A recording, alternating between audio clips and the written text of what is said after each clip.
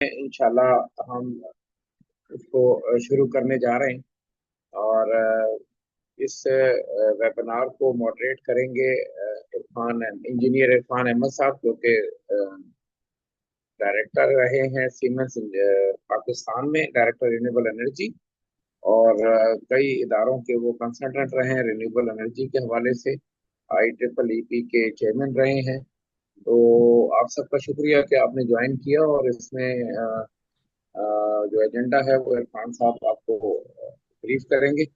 और उस हवाले से फिर हम आगे इसको लेकर चलेंगे। जो हमारे साथ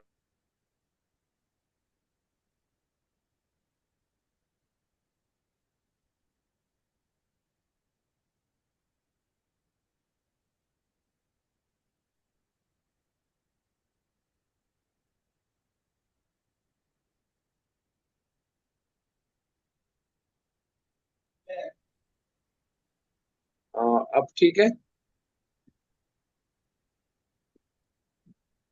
तो हम इसको कोशिश करेंगे कि हम इसको 12:45 पे क्लोज करें वेबिनार को।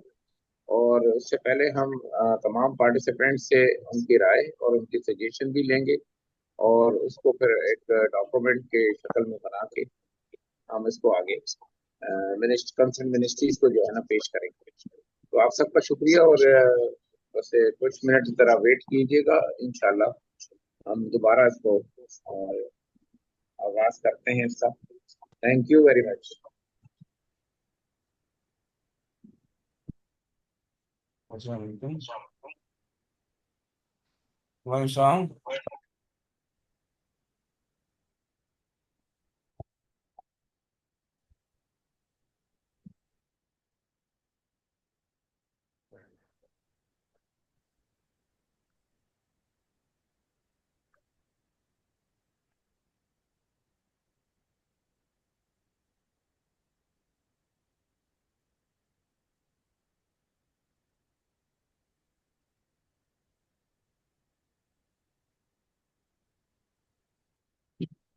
गवारी कढंदो अचे त तो वरी मूंखे कढंदो ऐं मोकिलींदो अचे। जेका निकिरे न उहो मोकिले छॾींदा त हू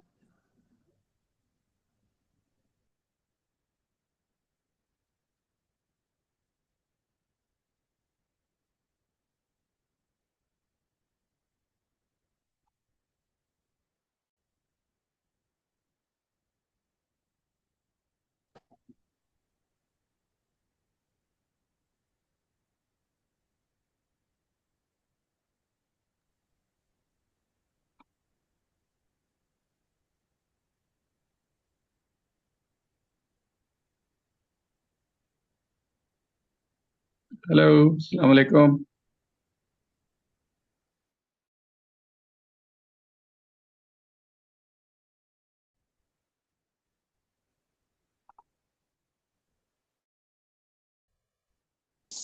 जी वालेकुम सलाम।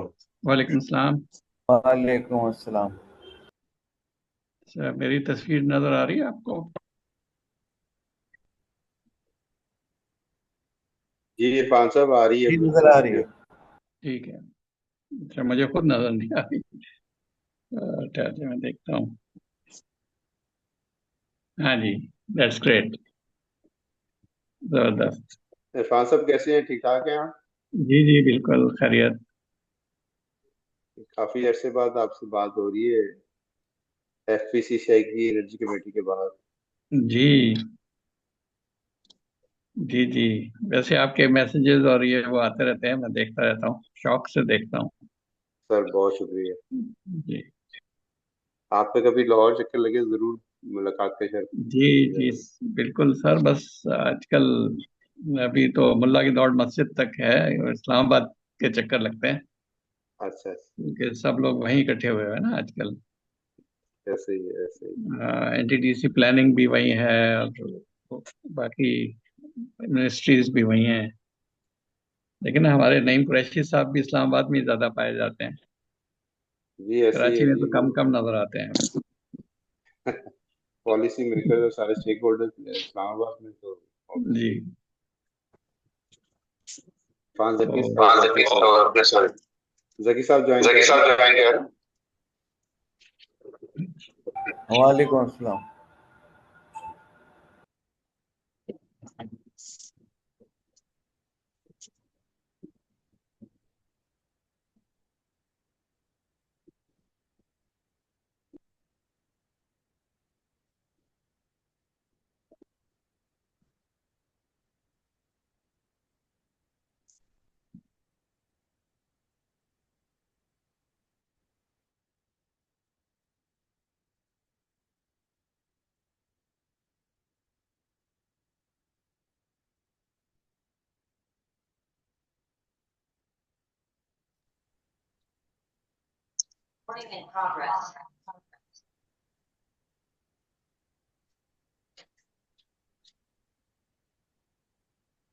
अस्सलाम वालेकुम। वालेकुम अस्सलाम। Thank you very much again. मेरे ख्याल है इरफान साहब हम 11:35 हो चुके हैं, जी तो उसको हम स्टार्ट ले लें और कौन कौन हमारे साथ मौजूद है वो थोड़ा सा इंट्रोडक्शन हो जाए और फिर हम स्टार्ट ले लें ताकि हमारे स्पीकर्स भी फिर अपने टाइम जो है ना वो हमें ज्वाइन कर लें। ठीक है। तो बिस्मिल्लाहिर्रहमानिर्रहीम। So welcome to everybody. जो ऑफिशियल वेलकम एड्रेस है वो तो नईम कुरैशी साहब देंगे, लेकिन जस्ट ये जब हम स्टार्ट करेंगे उससे पहले इस वक्त को इस्तेमाल करते हुए हम चाहेंगे कि थोड़ी सी इंट्रोडक्शन कर दें अपने स्पीकर्स की। तो जो हमारे स्पीकर्स हैं इस वक्त वो मोइन फुदा साहब हैं, महफूज काजी साहब हैं, फैजान अली और डॉक्टर फयाज चौधरी और शाहजहां मिर्जा साहब, और उसके बाद आखिर में हसनात साहब ही होंगे। जब इनको हम कॉल करेंगे तो थोड़ी इंट्रोडक्शन कर देंगे, लेकिन मुझे उम्मीद है कि ये सब अभी ज्वाइन कर चुके होंगे हमें, और हम बस एक आध मिनट में इसको स्टार्ट करेंगे इस डिबेट को। और ये जो डिबेट है बड़ी इंटरेस्टिंग डिबेट है। इस आजकल बर्निंग इशू है और इसका पाकिस्तान के मुस्तकबिल से बहुत गहरा ताल्लुक है। तो मैं एनर्जी अपडेट को मतलब की तारीफ करता हूँ इस मामले में कि हर दफा एक बर्निंग इशू को उठाते हैं, उस पर डिबेट करवाते हैं और कोई ना कोई कंक्लूजन हो ही जाता है आखिर में, क्योंकि जो हमारे एक्सपर्ट्स आते हैं, जैसे आज एक बड़े बड़े हाईली रिस्पेक्टेड एक्सपर्ट्स यहाँ मौजूद हैं, तो ये जरूर एक कोई ना कोई सोल्यूशन जो है वो पेश करते हैं जो इम्प्लीमेंटेबल होता है। और इस तरह के डिबेट से हमें पहले भी बहुत फायदे हुए हैं, और आज इंशाल्लाह ये वक्त तो कम है इस डिबेट के लिए, और अगर कुछ चीजें रह गई तो इंशाल्लाह मेरा एनर्जी अपडेट जो है वो एक और डिबेट भी इस तरह की रख लेगी। तो अब मैं मोइन कुरैशी साहब से रिक्वेस्ट करूंगा कि वो अपना वेलकम एड्रेस दे दें।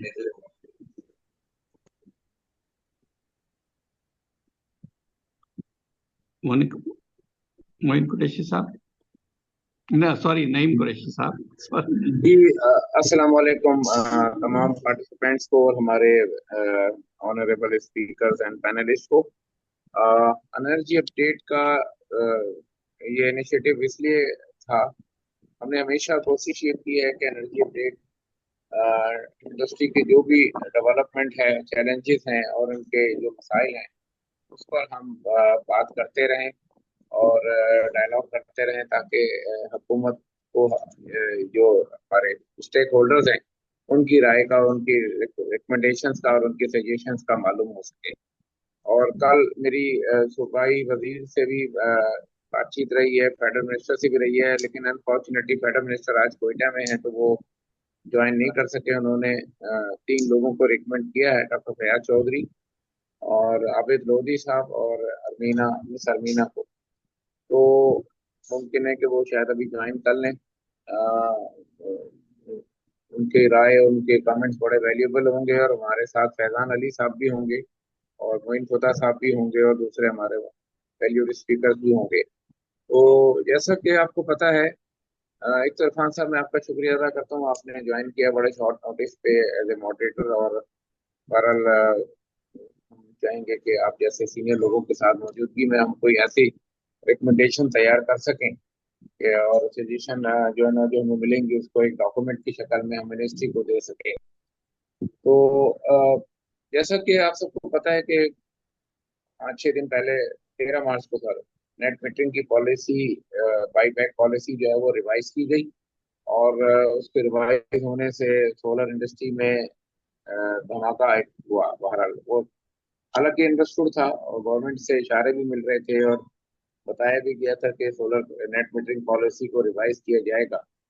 तो बहरहाल अच्छा एक तो ये कि इंडस्ट्री के लोगों को तहफ़्फ़ुज़ात थे, उस पर फिर हमारे सोशल मीडिया के जो चैंपियंस हैं, हमारे जो यूट्यूबर हैं, उन्होंने तो हद ही कर दी ना, कि उन्होंने तो ये तक कह दिया कि बस अब सोलर इंडस्ट्री बंद होने जा रही है और तबाह हो गई और बर्बाद हो गई और मसाइल खड़े हो गए, बहुत सारी तब तूफान आ गया, सैलाब आ गया, मतलब एक बड़ी भयानक किस्म की सूरत हाल उन्होंने क्रिएट करने की कोशिश की। तो फिर हमने अपने काफी दोस्तों से, जैसे फैजान अली और अफाक साहब और वकास मूसा और तमाम उन दोस्तों से, रीप के लोग भी थे, उन लोगों से भी मशवरा किया कि भाई इस पर डायलॉग होना चाहिए, बात होनी चाहिए और जो सूरत हाल है उसको डिस्कस करें बैठ के आपस में।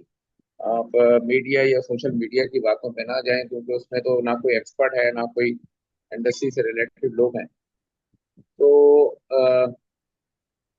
ये रहा कि बहरहाल फिर अब हम चाहते हैं कि इस पे जो भी क्लैरिटी है, जो इसके प्रॉस एंड कॉन्स हैं, मतलब वो सामने आए और वो आ गए हैं, कुछ और मजीद आएंगे। तो उसमें आज के मेरे ख्याल है हमारे इस वेबिनार में सब लोग अपने अपने पॉइंट ऑफ व्यू पेश करेंगे। तो हम चाहते हैं कि एक अच्छे सोल्यूशन की तरफ जाएं और इंडस्ट्री में ये जो एक भूचाल या थोड़ा सा एक वो आया है, मतलब मसला क्रिएट हुआ है, इसको हल करने में मदद मिल सके। और इसमें हम तमाम स्टेक होल्डर्स को हमने बुलाया और इंशाल्लाह ये सब ज्वाइन करेंगे। और मैं मशहूर हूँ पाकिस्तान सोलर एसोसिएशन का और दूसरे उनके मतलब तमाम जो है ना हमारे लोगों का, कि जो मतलब जिन लोगों ने मतलब इसमें जो है ना वो पार्टिसिपेट किया, और रीप का खास तौर से, और तमाम एक्सपर्ट्स का जिन्होंने कोलेबोरेशन जो है ना वो हमारे साथ की है और पार्टिसिपेशन जो है ना वो कर रहे हैं। तो इसमें हम यही चाहेंगे कि मुख्तसर हम बात करें और टू द पॉइंट बात करें, और उसके बाद हम अपनी बात को दूसरे को भी मौका दें और इसको हम 1:45 ख़त्म करेंगे। और जो भी क्वेश्चन आंसर्स हैं, जिसका अगर नंबर आता है या नहीं आता, दोनों सूरतों में वो मैसेजेस जो हमारे रूम का जो मैसेज सेक्शन है उसमें वो अपने मैसेजेस जरूर कर दें, कोई सजेशन हो वो सब हम कंपाइल करेंगे इंशाल्लाह और फिर आपको उसके अपडेट भी जो है ना वो दी जाएगी। तो बहरहाल ये कि एक दफ़ा फिर मैं मशहूर हूँ आप सब लोगों का, और उम्मीद करता हूँ कि ये एक सिर्फ बातचीत नहीं होगी बल्कि एक प्रोडक्टिव सेशन होगा और इससे हम इंशाल्लाह बेनिफिट हासिल करने की पूरी कोशिश करेंगे। ओवर टू यू इरफान साहब। बहुत बहुत शुक्रिया नईम कुरैशी साहब। मैं थोड़ी सी इंट्रोडक्शन दे दूं। जो टॉपिक है ज़रा थोड़ा बैकग्राउंड मेरा ख्याल है ज़रूरी है इसमें। सितंबर 2023 में SIFC ने एक ब्रोशोर जारी किया था जिसमें RE ट्रांजिशन पे जोर दिया था।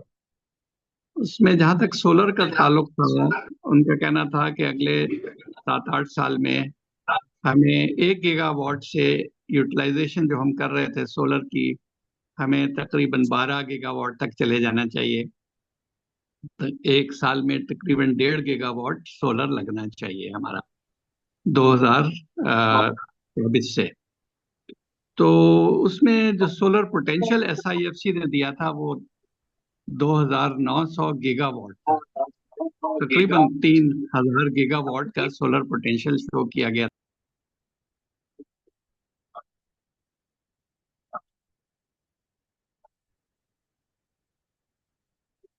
इरफान साहब आपकी आवाज बंद हो गई है। इरफान साहब आपकी आवाज नहीं आ रही।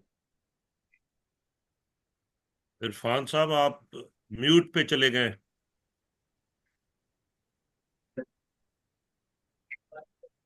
लगे हम। हेलो। जी अब ठीक हो आ रही गया। है। अब आपको फिर से ओके। स्टार्ट लेना पड़ेगा 2023 से। अच्छा जी, तो 2023 में एसआईएफसी के जो फिगर्स थे और जो ऑथेंटिक फिगर्स हैं, मैं समझता हूँ उनके लिहाज से 2900 गीगावाट का हमारा सोलर पोटेंशियल है और यूटिलाइजेशन अब तक सिर्फ 5 गीगावाट हुई है। तो हम सब समझते हैं, मेरा ख्याल आप सब लोग भी एग्री करेंगे, ये कुफरान नेमत है। अल्लाह ताला ने हमें इतनी बड़ी नेमत से नवाजा है और हम उसका इस्तेमाल नहीं कर रहे हैं। अब जो जितना भी इस्तेमाल हुआ है उसमें थोड़ी सी जो है वो कंट्रोवर्सी आ गई है फिलहाल, क्योंकि पिछले साल रूफटॉप सोलर में बड़ी तरक्की की हम लोगों ने और 2 गीगावाट से एक साल के अंदर अंदर हमने 4 गीगावाट रूफटॉप सोलर को पहुंचा दिया है, जिससे हुकूमत भी जायज तौर पे परेशान हुई है, क्योंकि उन्होंने कहा कि अगर इसी तरह हम करते रहे तो हम अगले 3 साल में 14 गीगावाट तक पहुंच जाएंगे और हमारी जो खपत है ग्रिड इलेक्ट्रिसिटी की वो बहुत हद तक कम हो जाएगी।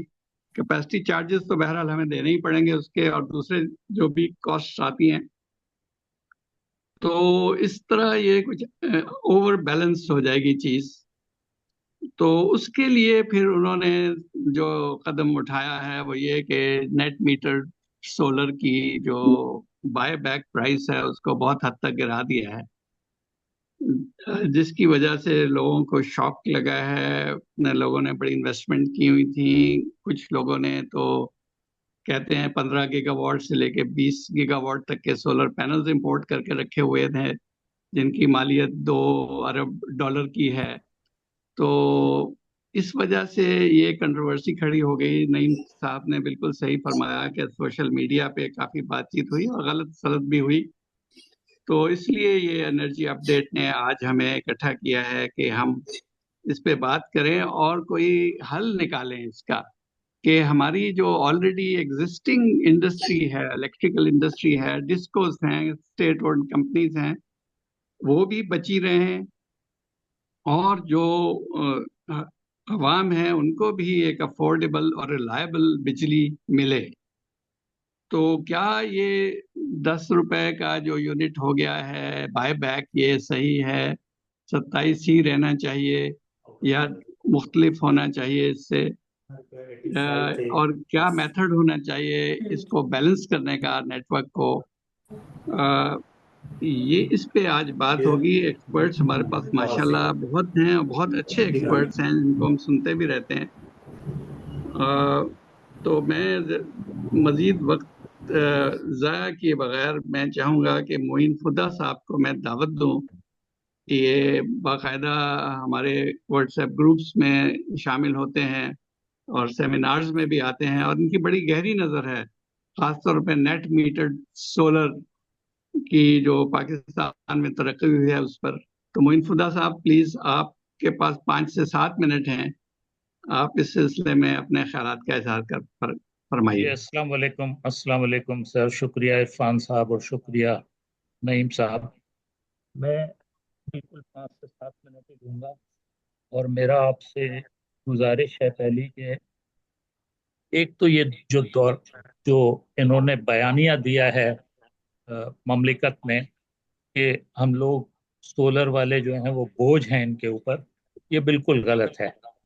और इसकी वजह ये है कि जो सोलर आईपीपीज हैं उनकी तरफ कोई तवज्जो नहीं दी गई है। मसलन क्रेस्ट एनर्जी जो है वो 49 रुपए के ऊपर बेच रहा है यूनिट, और इसके अलावा गवर्नमेंट जो है इनको सॉवरेन गारंटी दे रही है, इंश्योरेंस की कॉस्ट दे रही है, लाइन लॉसेस दे रही है और डॉलर में दे रही है। तो क्या ये लोग बोझ नहीं है? लिहाजा पावर डिवीजन ने जो समरी ईसीसी को दी और जिसका मुताला मैंने किया उसमें किसी किस्म का कंपैरिजन नहीं है। सिर्फ और सिर्फ नेट मीटरिंग के लोगों के ऊपर जो है वो तनकीद है कि इन्होंने सब कुछ कर लिया। हालांकि नईम कुरैशी साहब ने बहुत अच्छा आर्टिकल लिखा है कि ग्रीन एनर्जी को सपोर्ट करना, सीओटी एमिशंस को खुद अपने पैसों से लगाना, कोई लाइन लॉसेस नहीं है। तो ये एक बयानिया गलत है जिसको दुरुस्त करने की जरूरत है। अब अगर आप रेट की बात करते हैं तो उन्होंने अचानक कह दिया कि जी 27 रुपए से इसको 10 रुपए कर लिया जाए, क्योंकि इन्होंने जो है वो नेशनल एनर्जी परचेज प्राइस की तरफ चले गए।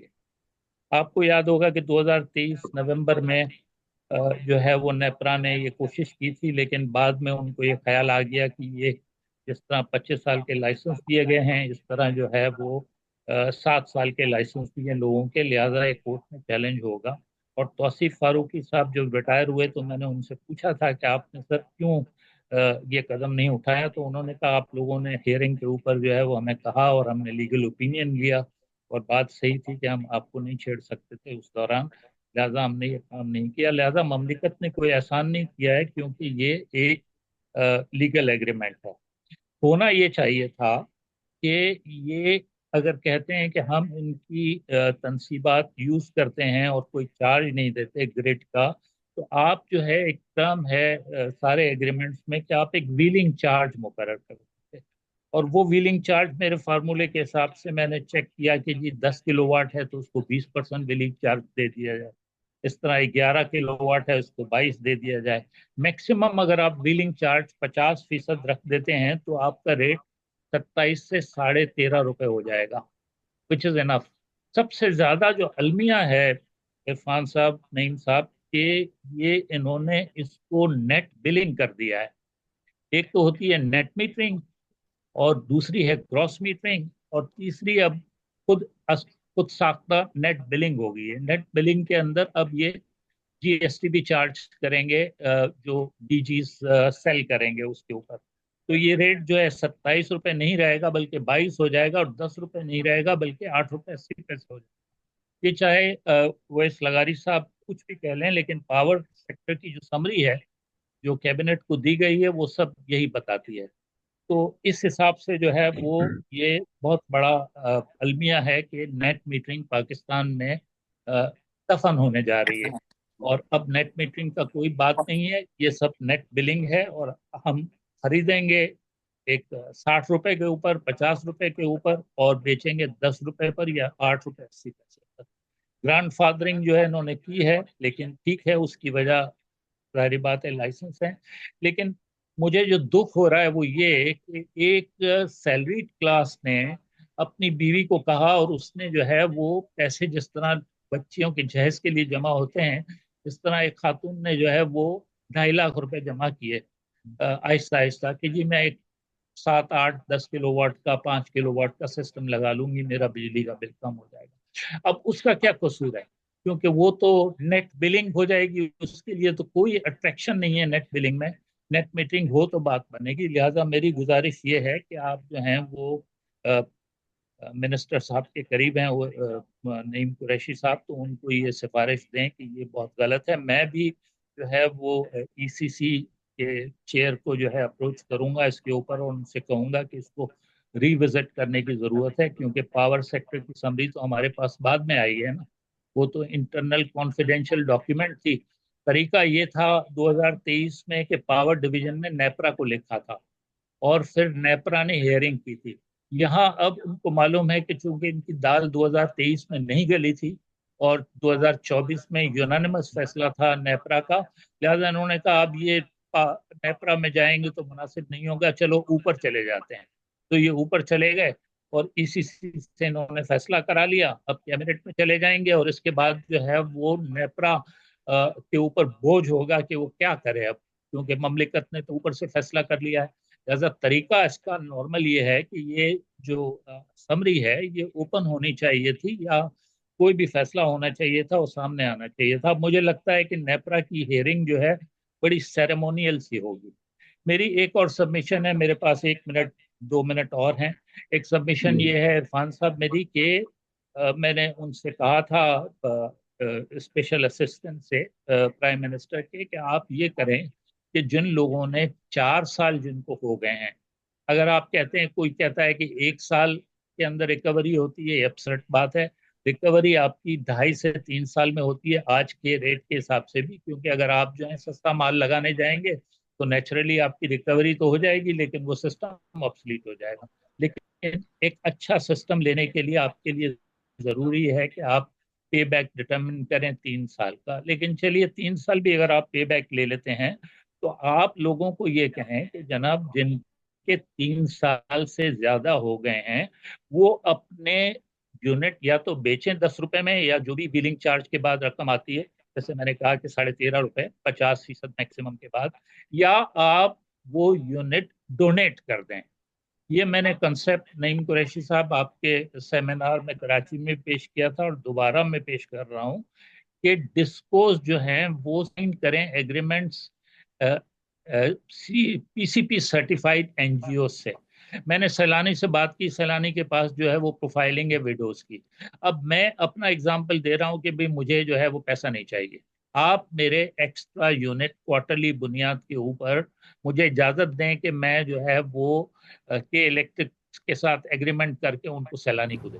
सैलानी का काम है अब कि वो जो है वो तकसीम कर दे विडोज के अंदर, नीडी लाइफलाइन कंज्यूमर के अंदर। तो पाकिस्तान चल ही रहा है खैरात के ऊपर, सारा काम तो गिविंग पर ही हो रहा है, टैक्स का तो बेनिफिट हमारे पास है नहीं। तो हम चाहेंगे कि जी हमारे यूनिट्स जो हैं वो आप डोनेट कर दें और ये इजाजत दें। और ये अगर आप ग्रैंडफादरिंग करते हैं और अभी से ही अगर आप ये कहते हैं लोगों को कि ठीक है जी 4 साल आपको हो गए, अब ये 3 साल हो गए, आप जो हैं वो अपने यूनिट का कैश ना लें, आपको चॉइस है, अगर आपको कैश लेना है ले लें, अगर आपको डोनेट करना है तो डोनेट कर दें। तो ये पूरे मुल्क के अंदर एक कल्चर डेवलप हो जाएगा और लोगों के ऊपर जो है वो इतना बोझ भी नहीं पड़ेगा और इससे होगा। मोहम्मद अली साहब जिनसे मेरी बात हुई थी जी उन्होंने कहा मुझे कि ये लोग जो है मोइन बड़ी साहब, मुश्किल में आपका आ जाएंगे। वक्त खत्म हो गया है। जी जनाब, शुक्रिया बहुत बहुत, मैंने जो कहना था वो कह चुका हूँ। नवाजिश। जी, अस्सलाम वालेकुम। बहुत बहुत शुक्रिया मोइन साहब, बिल्कुल आपने बात सही की कि ये इससे जो छोटे हमारे लोग सोलर सिस्टम्स लगा रहे थे उनको एक शॉक लगा है। पैसों की ही बात सिर्फ नहीं है, जब हम नेट मीटरिंग करते हैं इसमें कुछ टेक्निकल इश्यूज भी आते हैं जिसके लिए शायद हमारी यूटिलिटीज जो थी वो तैयार नहीं थी।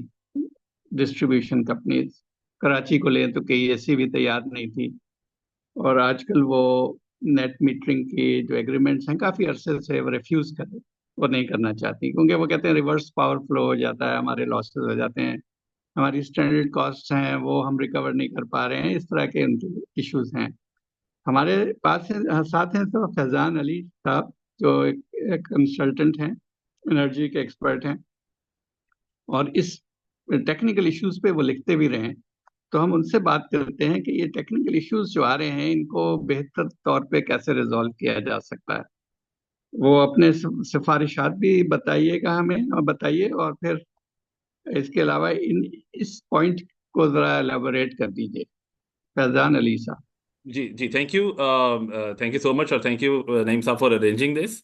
मैं थोड़ा सा होलिस्टिकली बात करूंगा ताकि ओवरऑल सम अप कर दें कि है क्या ये और इस वक्त हम कहाँ जा रहे हैं।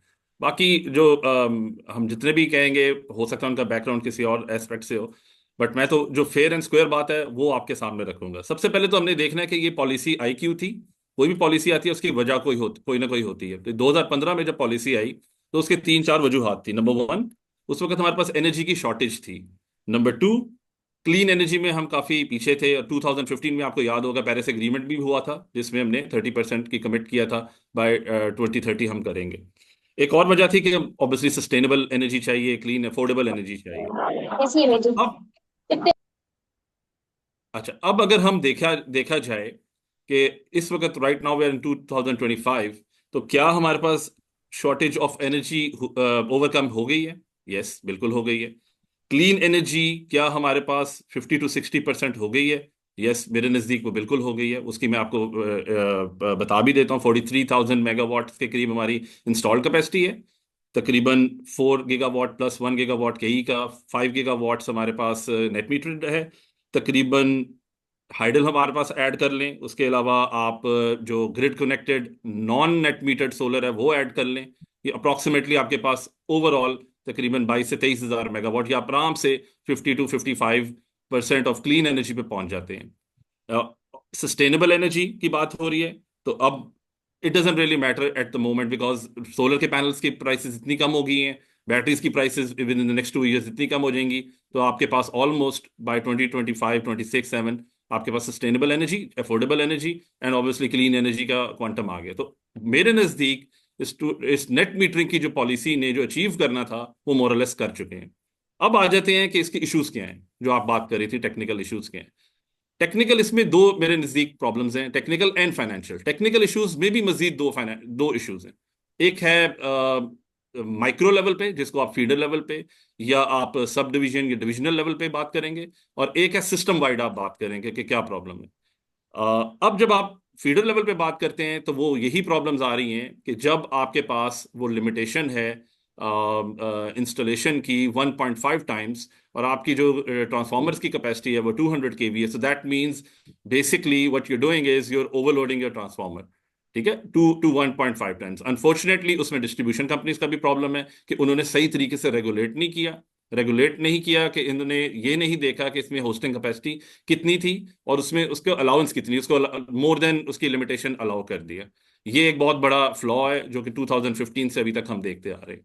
तो इसको जब हम नहीं एड्रेस कर रहे तो इवेंचुअली हो ये रहा है कि आपके शोल्डर मंथ्स में जो इस वक्त हम हम जिसमें जा रहे हैं, या हमारे जो स्प्रिंग के जो मंथ्स हैं, उसमें आपके पास रिवर्स पावर फ्लो बहुत ज्यादा हो रहा है, और उस रिवर्स पावर फ्लो की वजह से इवेंचुअली आपके पास ट्रांसफार्मर बर्नआउट्स हो रहे हैं। मेरे पास वो पूरी लिस्ट है, each and every distribution company में ट्रांसफार्मर की बर्नआउट की रेशियो भी है, ठीक है, और वो it has increased over the last 1 year, ठीक है। क्योंकि मैं AMI की कमेटी में भी हूँ, स्मार्ट मीटरिंग की, ट्रांसफार्मर मॉनिटरिंग सिस्टम्स की, so we have all that data, और वो सारा डेटा ये शो करता है कि आपके पास लास्ट 1 ईयर में कितना रिवर्स पावर फ्लो होने की वजह से आपका ये ट्रांसफार्मर बर्नआउट हुआ है। तो ये तो हो गया। अच्छा, एक तो ये इशू है। एक और इशू ये है कि जब वो रिवर्स पावर फ्लो होती है, टेक्निकल फिनोमेना है, जो भी इंजीनियर्स उसको समझते हैं कि जब भी आप जरूरत से ज्यादा पावर फ्लो करते हैं आपकी वोल्टेज स्वेल हो जाती है। जब वो वोल्टेज स्वेल होती है इवेंचुअली आपकी अप्लायंसेस जलती हैं। तो ये अप्लायंसेस बहुत सारे लोगों की, पेस्को में भी रिपोर्ट है, वो सारी मैपको की भी रिपोर्ट है कि ट्रांसफार्मर्स एंड अप्लायंसेस उनके बर्नआउट हो रहे हैं। तीसरी प्रॉब्लम उनकी ये है कि, और ये सोलर इंडस्ट्री के लिए भी है, कि जब आपकी रिवर्स पावर फ्लो होगी, कल भी एक बंदे ने कंप्लेंट की कि उसका वो पार्लर रन करता है, उसने कहा कि मेरे जो अप्लायंसेस की जो वोल्टेज आ रही है ना वो 260 पे जा रही है, मैं क्या करूं। मैंने कहा आप कुछ भी नहीं कर सकते क्योंकि सारी रिवर्स पावर फ्लो हो रही है, क्योंकि शोल्डर मंथ जो है। तो कहते हैं मेरे स्ट्रेटनर्स और ये सारे जल रहे हैं। मेरे पास एप्लीकेशंस हैं आइस्को के सिस्टम्स की, जहां लोगों ने लिख कर दिया हुआ है कि भाई आप ट्रांसफार्मर बदल दें, ठीक है। अब वो ट्रांसफार्मर बदलने के लिए वो फिर प्रॉब्लम है कि किसी ने तो वो कॉस्ट बेयर करनी है, तो क्या सोलर कंज्यूमर ने करनी है। तो ये तो माइक्रो लेवल के प्रॉब्लम्स आ रहे हैं, और ये सोलर इंडस्ट्री को भी प्रॉब्लम करेंगे, क्योंकि इवेंचुअली इन्वर्टर्स की कंप्लेंट मैंने नहीं ठीक करनी, वो उन्हीं के पास, वेंडर्स के पास आएंगी। लेमैन लोग तो यही कहेंगे कि भाई ये इन्वर्टर मेरा जल गया, बताओ इसको क्या करूं, या मेरा इन्वर्टर ट्रिप हो गया, तुमने तो कहा था 14,000 मेगावाट, 14,000 यूनिट्स मेरे एनुअली जनरेट हो गए, ये तो दिन में 4 घंटे ट्रिप रहता है, तो बताओ मैं क्या करूं। तो ये प्रॉब्लम्स आएंगी और आ रही हैं, it has started to increase. ये तो हो गई माइक्रो लेवल की प्रॉब्लम। अब सिस्टम वाइड प्रॉब्लम पे देख लेते हैं। हमारे पास एनुअली एवरी ईयर, ठीक है, मेरे पास पूरी लिस्ट है, 2016 में 2 मेगावाट नेट मीटर्ड, फिर 3.4, फिर 13.5, फिर 22 में 461 मेगावाट ऐड हुआ, 23 में 764, मतलब उससे डबल ऐड हो रहा है। 24 में 2000 मेगावाट ऐड हुआ, बल्कि 2.6 मेगावाट ऐड हुआ। अब गोइंग फॉर 2024 के एंड में हम 3.6 टू 4 मेगावाट के आसपास, 4 गीगावाट के आसपास पहुंच गए थे। सो एवरी ईयर जितनी भी एक्यूमुलेटेड कैपेसिटी है उससे नेक्स्ट साल उससे डबल ऐड हो रही है। तो इट मींस कि अगर हम नेट मीटरिंग को नहीं स्टॉप करेंगे, या नेट मीटरिंग को एक चैनलाइज तरीके से उसको नहीं करेंगे, so what will happen is, आज अगर 4 गीगावाट है, by end of 2025 you will have 8 gigawatts. आपने 3 साल कहे ना, मेरे नजदीक by end of 2026 you will have around 16 gigawatt of net metered solar, अगर आपने इसको चैनलाइज नहीं किया। इससे होगा क्या, मैंने एनपीसीसी से सारा ये डेटा निकलवाया हुआ है। साहब 1 मिनट है आपके पास। जी जी, 1 मैंने मिनट है आपके पास, बताइए। एनपीसीसी से सारा डाटा मैंने निकलवाया। आपकी जो मिनिमम ऑपरेशनल डिमांड है मार्च वगैरह की मंथ की, जो लास्ट ईयर की थी, वो आपके पास कोई 8,500 मेगावाट, 9,000 मेगावाट थी। इस साल जो आपके पास मार्च की इस वक्त की जो मिनिमम ऑपरेशनल डिमांड है वो 2,000 मेगावाट कम हो गई है। आप 4,000 मेगावाट नेक्स्ट साल ऐड करेंगे, वो 7,000 मेगावाट से नीचे 6,000 या 3,000 मेगावाट पे चली जाएगी। It will rupture your system. ये तो टेक्निकल प्रॉब्लम्स आ गई। फिर फाइनेंशियल प्रॉब्लम्स भी हैं। फाइनेंशियल प्रॉब्लम्स आई गेस कोई और एक्सप्लेन कर देगा। अब पॉलिसी चेंजेस हैं क्या? पॉलिसी चेंजेस आपको ये कर रही हैं कि वो सेल्फ कंजम्पशन को इंश्योर कर रही हैं, ठीक है, एनर्जी एफिशिएंसी को, कि आप हो ये रहा था कि लोग कह रहे थे कि कोई मसला नहीं, हमने सिस्टम में अपना सोलर पैनल्स ओवरसाइज लगा दिए, हम उस as a battery bank use कर रहे हैं, रात को पुल बैक कर रहे हैं, देयर वाज नो एफिशिएंसी।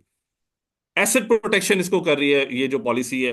पे बैक आपका मोर और लेस रीडिफाइन कर रही है, पहले 2 पे चला गया था, अब वो 5 साल पे चला गया। मेरे पास ये सारे पे बैक्स की पीरियड भी हैं कि अगर आप 40-60% 10 किलो वाट के लिए अगर आप डे पे 40% कंज्यूम कर रहे हैं, नाइट पे 60% कंज्यूम कर रहे हैं, विद 27 क्या पे बैक आ रहा है, विद 10 क्या पे बैक आ रहा है। इसी तरीके से अगर आप 20% कंजम्पशन कर रहे हैं डे टाइम, 80% कंजम्पशन कर रहे हैं, तो विद 27 रेट आपके पास 2.38 आ रहा है, विद 10 आपके पास ऑलमोस्ट 4.5 ईयर्स आ रहा है। ये सारे कैलकुलेशंस मौजूद हैं। 80% सेल्फ कंजम्पशन के साथ आपके पास मजीद और बेहतर हो जाए। अगर आप होगा ये कि इवेंचुअली लोग डे टाइम पे कंजम्पशन ज्यादा अपनी शुरू कर देंगे और नाइट टाइम को थोड़ा सा लिमिट करने की कोशिश करेंगे। तो जब आप 50% डे टाइम कंजम्पशन करेंगे, आपका पे बैक 2 ईयर्स पे चला जाएगा, 2.5 ईयर्स पे। All these calculations are with us. बहुत बहुत all in शुक्रिया all these things, just इमाम last अली 2 साहब, बहुत points, बहुत शुक्रिया। just last 2 points. In all these things, there are still some points which can be negotiated, which could be in the favor of solar brotherly। वो ये है कि एक जो बायबैक रेट है उसको अगर 10 है, इफ सोलर पीपल थिंक कि, और मेरे नजदीक ये होना चाहिए कि जो T&D लॉसेज हैं क्योंकि वो कम हो जाते हैं, तो उसका बेनिफिट पास ऑन होना चाहिए, दैट इज लाइक 3-4 रुपीज। इसी तरीके से ग्रेस पीरियड जरूर मिलना चाहिए। अगर केपेक्स कॉस्ट ज्यादा है, बैटरी वाली साइड पे जा रहे हैं, बैटरीज को कस्टम ड्यूटीज में इंसेंटिवाइज जरूर करना चाहिए, उनकी रेगुलेट उसमें कम करनी चाहिए। कोई स्टेट बैंक की पॉलिसी लॉन्च कर दें जिसमें आप लो इंटरेस्ट रेट्स पे बैटरीज को इंसेंटिवाइज कर दें। तो इस तरह की चीजें अभी भी ऑप्शन है, उसमें अगर हो जाए तो I think it's not a problem. बहुत बहुत शुक्रिया फैजान अली साहब, आपने टेक्निकल जो इश्यूज हैं उनको बिल्कुल सही उजागर किया। ये हैं, लेकिन ये बात भी आपने सही की कि इसका सोल्यूशन हमें बहुत पहले से ढूंढ लेना चाहिए था। काफी अरसे से ये था कि सोलर आने वाला है जी और हमने उस सिलसिले में कुछ नहीं किया। अब एक अब्रप्ट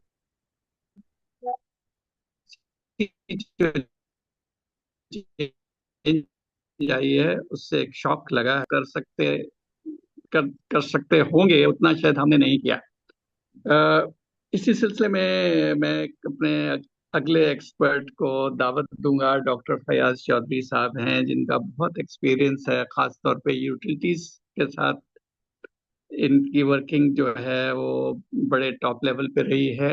एमडी एनटीडीसी रहे हैं और आजकल एनटीडीसी के जो बोर्ड है उसके चेयरमैन भी हैं। इसके अलावा लम्स में ये प्रोफेसर भी हैं और एनर्जी के सिलसिले में इनकी रिसर्च वर्क भी है। अपनी इलेक्ट्रिकल व्हीकल्स पे काफी काम किया है। आजकल लम्स का जो इनका इंस्टीट्यूट है वो मिनी ग्रिड्स पे भी काम कर रहा है। फिर ये ईडीबी के साथ लोकल जो इंडिजिनाइजेशन है रिन्यूएबल एनर्जी सिस्टम्स की और इक्विपमेंट की, उस पे भी ये काम कर रहे हैं। तो हम जब भी बात करते हैं डॉक्टर साहब, हमारा यही होता है कि चाइना से हम इंपोर्ट कर रहे हैं जैसे चीजें, सोलर पैनल्स और बैटरीज, और उस पर ड्यूटीज कम हो और टैक्सेस कम हो। हम ये चीजें खुद क्यों नहीं बनाते यहाँ पाकिस्तान में? क्या ये तो बड़ा कोई रॉकेट साइंस तो है नहीं, सोलर पैनल्स बनाना या बैटरीज बनाना। तो इस सिलसिले में भी कुछ फरमाइएगा। इसके अलावा जो इश्यूज अब तक हुए हैं, रेस किए हैं मोइन खुदा साहब ने और फैजान अली साहब ने, इस पे भी कुछ अपने ख्यालात का इजहार फरमाइएगा। डॉक्टर फयाज चौधरी साहब। जी बहुत शुक्रिया, अल्लाह आपको जज़ा दे जी। काफी लंबा तारुफ हो गया। लेकिन उसमें पहली बात मैं फैजान की बात को ही आके लेके चलूंगा। वो जो सिस्टम लेवल की बात की, तो माइक्रो के इश्यूज तो यस, हम जैसे एज ए कॉम प्रोएक्टिव काम कम करती है, रिएक्टिव ज्यादा करती है। तो हमें पहले तो वो प्रोएक्टिव अप्रोच, अपने जितने भी हम सीनियर्स हैं, अपनी यंग जनरेशन को वो एनकरेज करें कि हमने प्रोएक्टिव सोचना है, प्रोएक्टिव काम करना है। जब एक पानी सर से गुजर जाता है, फिर हम उसका हल ढूंढने के चक्कर में पड़ जाते हैं। तो वहां हमें एक तो वो एक बहुत जरूरी बात है। रही बात, मैं आऊंगा जी इंडिजिनाइजेशन पे, मैं जरा बाद में आता हूँ। पहले क्योंकि जैसे मोइन खुदा साहब ने, हर एक का अपना अपना एक पर्सपेक्टिव है। Excuse me. मॉरल क्वेश्चन क्या है हमारे लिए? अब हमने जब 15 को में आज से 10 साल पहले ये पॉलिसी बनाई, वो तो एक इनकरेजमेंट के लिए थी। क्या वैसे ही चलता, क्या दुनिया वैसे ही रही है जो फैजान ने टच किया? तो दुनिया तो बदल गई। तो हम क्या, जैसे हम कहते हैं मेरे बाप-दाद तो यही बयान सुनते थे, यही बिलीव करते थे, तो क्या मैं उसी अबू जहल सिंड्रोम में रहूं कि जो नई तब्दीलियां आ गई हैं उनको मैं इनकॉर्पोरेट ना करूं अपने प्लानिंग में, अपनी समझ में? तो जैसे दुनिया में ये आपको पता है कि ये 3 सेंट से नीचे ये आपकी कास्ट है एनर्जी की। आपको अभी बिड भी मिले आपको के इलेक्ट्रिक में, या अपने अपने घर की कैलकुलेशंस कर लें, तो क्या मॉरली मैं इससे मुझे डिमांड करना चाहिए? मैं तो एनर्जी दे रहा हूं सिस्टम को, कैपेसिटी तो दे नहीं रहा। तो वो जो इसमें से 7-8 रुपए या 10 रुपए से नीचे, जैसे भी आपकी कास्ट तो 7 रुपए है, मैं कहता हूँ वो 3 रुपए जो फैजान साहब ने कहा, मैं 3 रुपए वो लॉसेज में जो बचत हो रही है मैं वो भी मैं समझता हूँ, यूज ऑफ सिस्टम चार्ज मैं वो भी वापस ले रहा हूँ, जो मैं फायदा कर रहा हूँ सिस्टम का। लेकिन जो मैं कैपेसिटी पेमेंट ले रहा था 18 से जितने रुपए भी, मैं वो तो दे नहीं रहा। आपको अपने मुल्क का पता है कि हमारी जो पीक डिमांड आई है वो तो रात को आई है, 25,516 हमने सप्लाई किया ऑन द सिस्टम लेवल। वो जो 25,516 रात को 12 बजे है, मुझे बताइए कौन सा सोलर चल रहा था? तो वो तो आपने ग्रिड से ही डिमांड पूरी की ना, ग्रिड को बैटरी समझा। तो अब ये 3 तरह के नुकसानात हैं। अब इसका तो मॉरल क्वेश्चन पहले है कि क्या कोई मेरा बिल दे, ये क्या बात ठीक है? क्या ये जो रेगुलेशन वो इक्विटेबल है? The answer is no. कि मैं जब इसको प्रोड्यूस कर रहा हूं अपनी जनरेशन, उस वक्त मेरी मार्जिनल कास्ट अगर मैं ओवरऑल एवरेज प्राइस भी लगाऊं साल की, वो मेरी फ्यूल कास्ट सब कुछ मिला मिला के बास्केट प्राइस मेरी 8 और 9 के बीच में घूमती है। बाकी तो मेरी कैपेसिटी पेमेंट है। तो अब हमने उससे ज्यादा अगर मैं उसको पे करता हूं प्रोज्यूमर को, इसका मतलब यह है कि somebody else is paying for him। ठीक है, क्योंकि वो जो कैपेसिटी चार्ज वो मुझे कैपेसिटी तो दे नहीं रहा लेकिन उसका चार्ज ले रहा है, तो वो ओवरऑल टैरिफ भी बढ़ रहा है। तो तकरीबन ये इम्पैक्ट ओवरऑल सिस्टम लेवल पे 150 अरब रुपए का है। अब वो क्या मैं गरीब कंज्यूमर को उसको टैक्स कर दूं? ये तो बात ठीक नहीं है। और ये जो सोलर लगाने वाले कौन है? मेरे और आप जैसे, जो रिलेटिवली वो हम जज्बाती बातें हैं। जिन लोगों ने वो जो 2-4 पैनल लगाए हैं वो बहुत थोड़े हैं। जो बड़े पैनल जिन्होंने लगाए हैं और वो ग्रिड को बेच रहे हैं, कैपेसिटी दे नहीं रहे, उसका चार्ज ले रहे हैं। आपको ये ट्विटर पे अपने हमारे जो सेक्रेटरी साहब ने ये डेटा लगाया था कि जो 300 यूनिट से ज्यादा इस्तेमाल करने वाले ऑन एवरेज वो सिर्फ 7% लोग हैं पाकिस्तान में। तो वो जो 7% वही सोलर लगा लेंगे या सोलर लगाया हुआ, सो वही एक 20 रुपए की या 18 रुपए की कैपेसिटी पेमेंट वो ले रहे हैं और दूसरों का बिल बढ़ा रहे हैं। तो ये आपने बहुत इंपॉर्टेंट। और दूसरी बात, वो जो मेरी मार्जिनल कास्ट की मैंने बात की, रात को जब मैं पीक होता हूं मेरा मोस्ट एक्सपेंसिव यूनिट चल रहा है, वो है 50 रुपए वाली मार्जिनल कास्ट। आपने नेट कर लिया मुझसे 10 रुपए वाला यूनिट, वो 40 रुपए कौन दे? ठीक है, तो ये बहुत इक्विटेबल तरीका होता है अपना कोई भी मैकेनिज्म बनाने का। हमने वो 10 साल में वो जो बस एक दफा एक लाल किताब में लिखा गया उसको तब्दील कभी किया ही नहीं, ट्रांजिशन किया ही नहीं। और मैं, if you remember my 8 years old talks, I used to call it smart theft, कि whoever is putting up solar under these regulations, so they are, and with the government patronage, we are making everybody a smart thief, which is not good। तो ये नहीं है कि कोई technology जो हमने adopt तो करनी है, लेकिन बिल्कुल इक्विटेबल तरीके से, फेयर तरीके से, ताकि किसी के साथ ज्यादती ना हो जाए। ठीक है, तो अभी जो मैकेनिज्म था वो ज्यादती वाला मैकेनिज्म था, उसको मैं समझता हूँ गवर्नमेंट ने जो स्टॉप किया बिल्कुल ठीक है। और ये this was my recommendation 8 years ago, लेकिन उसको सफलता, उसको कामयाबी मिलते मिलते आप कह लें तो 8-10 साल लग गए। दूसरी बात इंडिजिनाइजेशन की, देखिए सबसे लो हैंगिंग फ्रूट ये तो है ना, जो रिलेटिवली जी थोड़ी टेक्नोलॉजी, आपने बिल्कुल ठीक कहा, ये कौन सी रॉकेट साइंस है। अब यस, ये जैसे टके टोकरी हो गई है, ये अपना हमारी जो टेक्नोलॉजी बहुत सस्ती हो गई है, अब उसको इकोनॉमी ऑफ स्केल से भी देखना है कि हमें कहाँ हमें फायदा है। तो मैं तो सबसे पहले, जो आप माशाल्लाह हमेशा बात किया करते हैं, ऑलवेज सेकंडेड इट, कि भाई हमारा जो लो हैंगिंग फ्रूट है वो तो मेरी ट्रांसमिशन, वो मतलब एक लोहे की एंगल आयरन है, मैं वो भी इंपोर्ट कर रहा हूँ। कैसी मेरी मत मारी हुई है।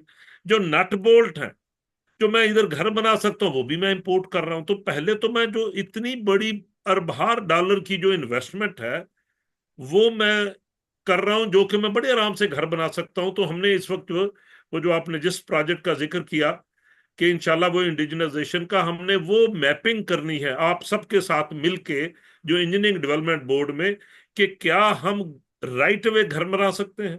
मैंने अभी प्रोक्योरमेंट पॉलिसी एनटीडीसी में हम तब्दील कर रहे हैं कि हमने कैसे जो हमारे लोकल मैन्युफैक्चरर्स हैं उनको कैसे हमने फायदा पहुंचाना है।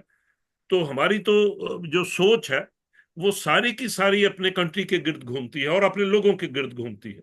तो जो अमीर ज्यादा आप कह ले, अगर वो सोलर लगा के वो एक्स्ट्रा पैसा कमा रहे हैं, दैट ये डिस्करेजमेंट सोलर की नहीं है, ये सिंपल फाइनेंशियल जो डिस्पैरिटी थी उसको दुरुस्त किया गया है।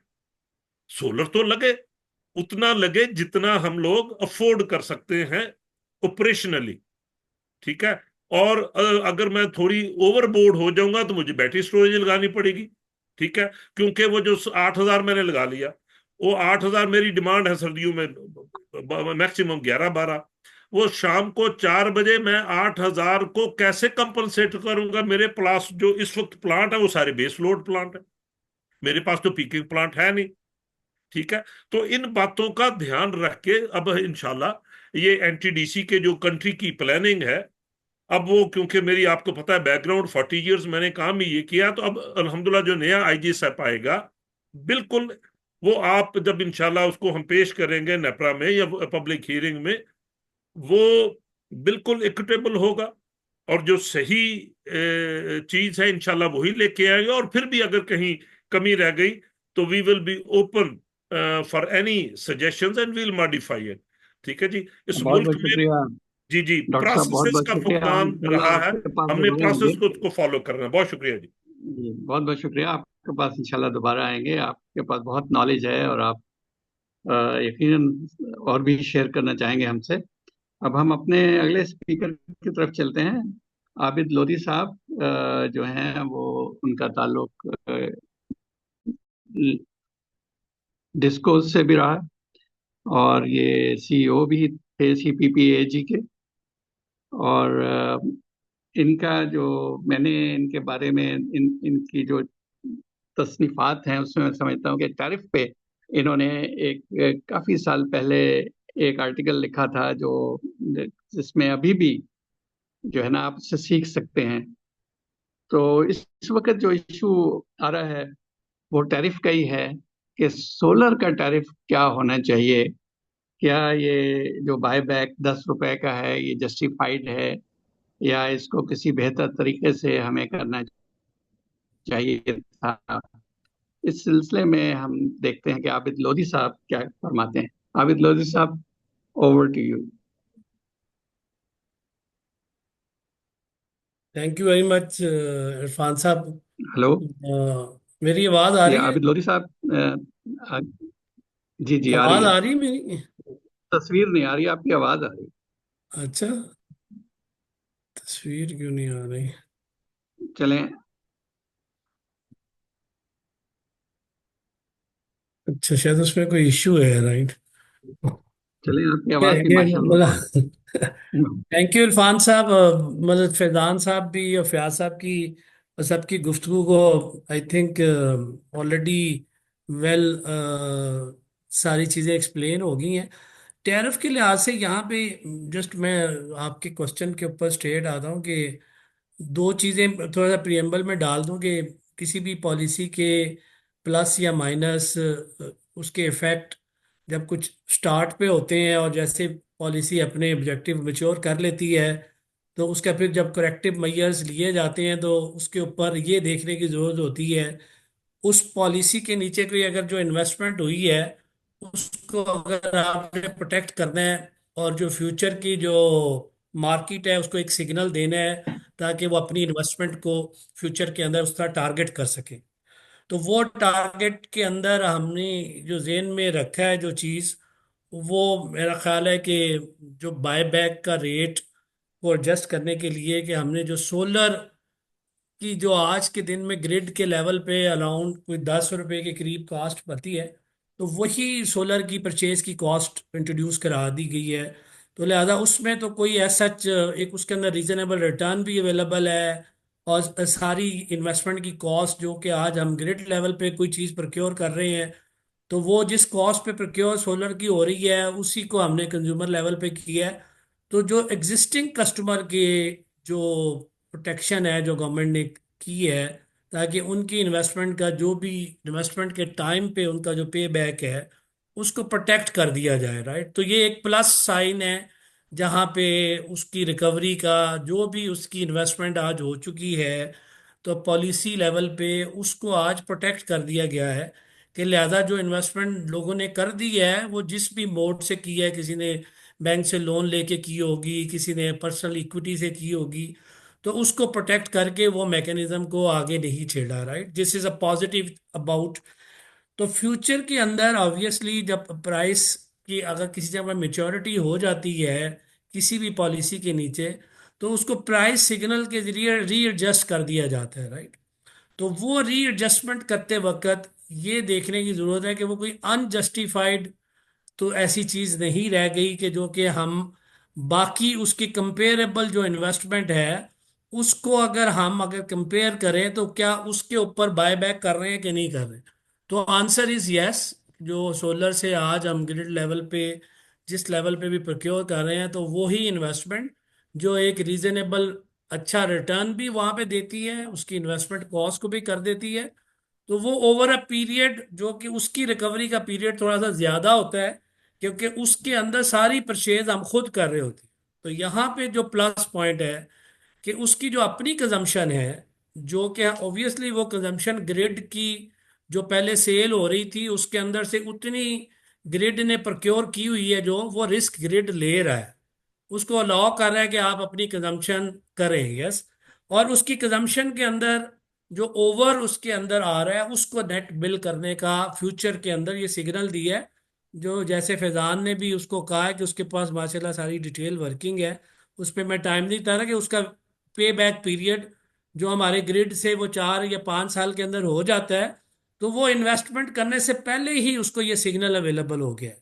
तो जब इन्वेस्टमेंट करने से पहले किसी को सिग्नल भेजे तो उसके साथ कोई अनफेयर ट्रीटमेंट नहीं हो रहा कि कोई उसको कहा जाए कि आपने इन्वेस्टमेंट करके आपको हमने जेपरडाइज किया। तो उसको सिग्नल पहले दे दिया मार्केट में कि उसके साथ हर आदमी उसकी करेक्टिव ऑप्शंस भी कर वो लेता है और ऑल्टरनेट ऑप्शंस पे वर्कआउट भी करता है। तो अभी भी फैजान की ऑल्टरनेट ऑप्शन में अगर बैटरी का यूज करके वो अपने ऑफ पीक के टाइम को एडजस्ट करता है तो वो दोनों इफेक्ट को बैलेंस कर देगा। एक उसकी अपनी इन्वेस्टमेंट का थोड़ा सा पे बैक 19-20 बढ़ेगा बट अगर गवर्नमेंट उसके अंदर कोई policy intervention through the state bank उसकी फाइनेंसिंग के अरेंजमेंट डिफरेंट ऑप्शंस तो मार्केट वो खुद ब खुद ही इवॉल्व होके उसको लेना शुरू कर देगी कि कोई चीज़ रुकती नहीं है। जब एक सिग्नल मार्केट में आता है तो उसके ऑल्टरनेट ऑप्शंस के ऊपर लोग वर्क करना शुरू कर देते हैं।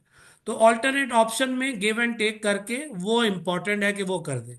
तो ये वाला एस्पेक्ट मैं समझता हूँ कि मैं थोड़ा सा हाईलाइट करना चाह रहा था। बाकी जो ग्रिड का जो एक्सिस्टिंग कस्टमर है जो कि नेट मीटरिंग के लिए एलिजिबल है वो तो सिंगल फेज उसके अंदर एलिजिबल ही नहीं है आज के दिन में।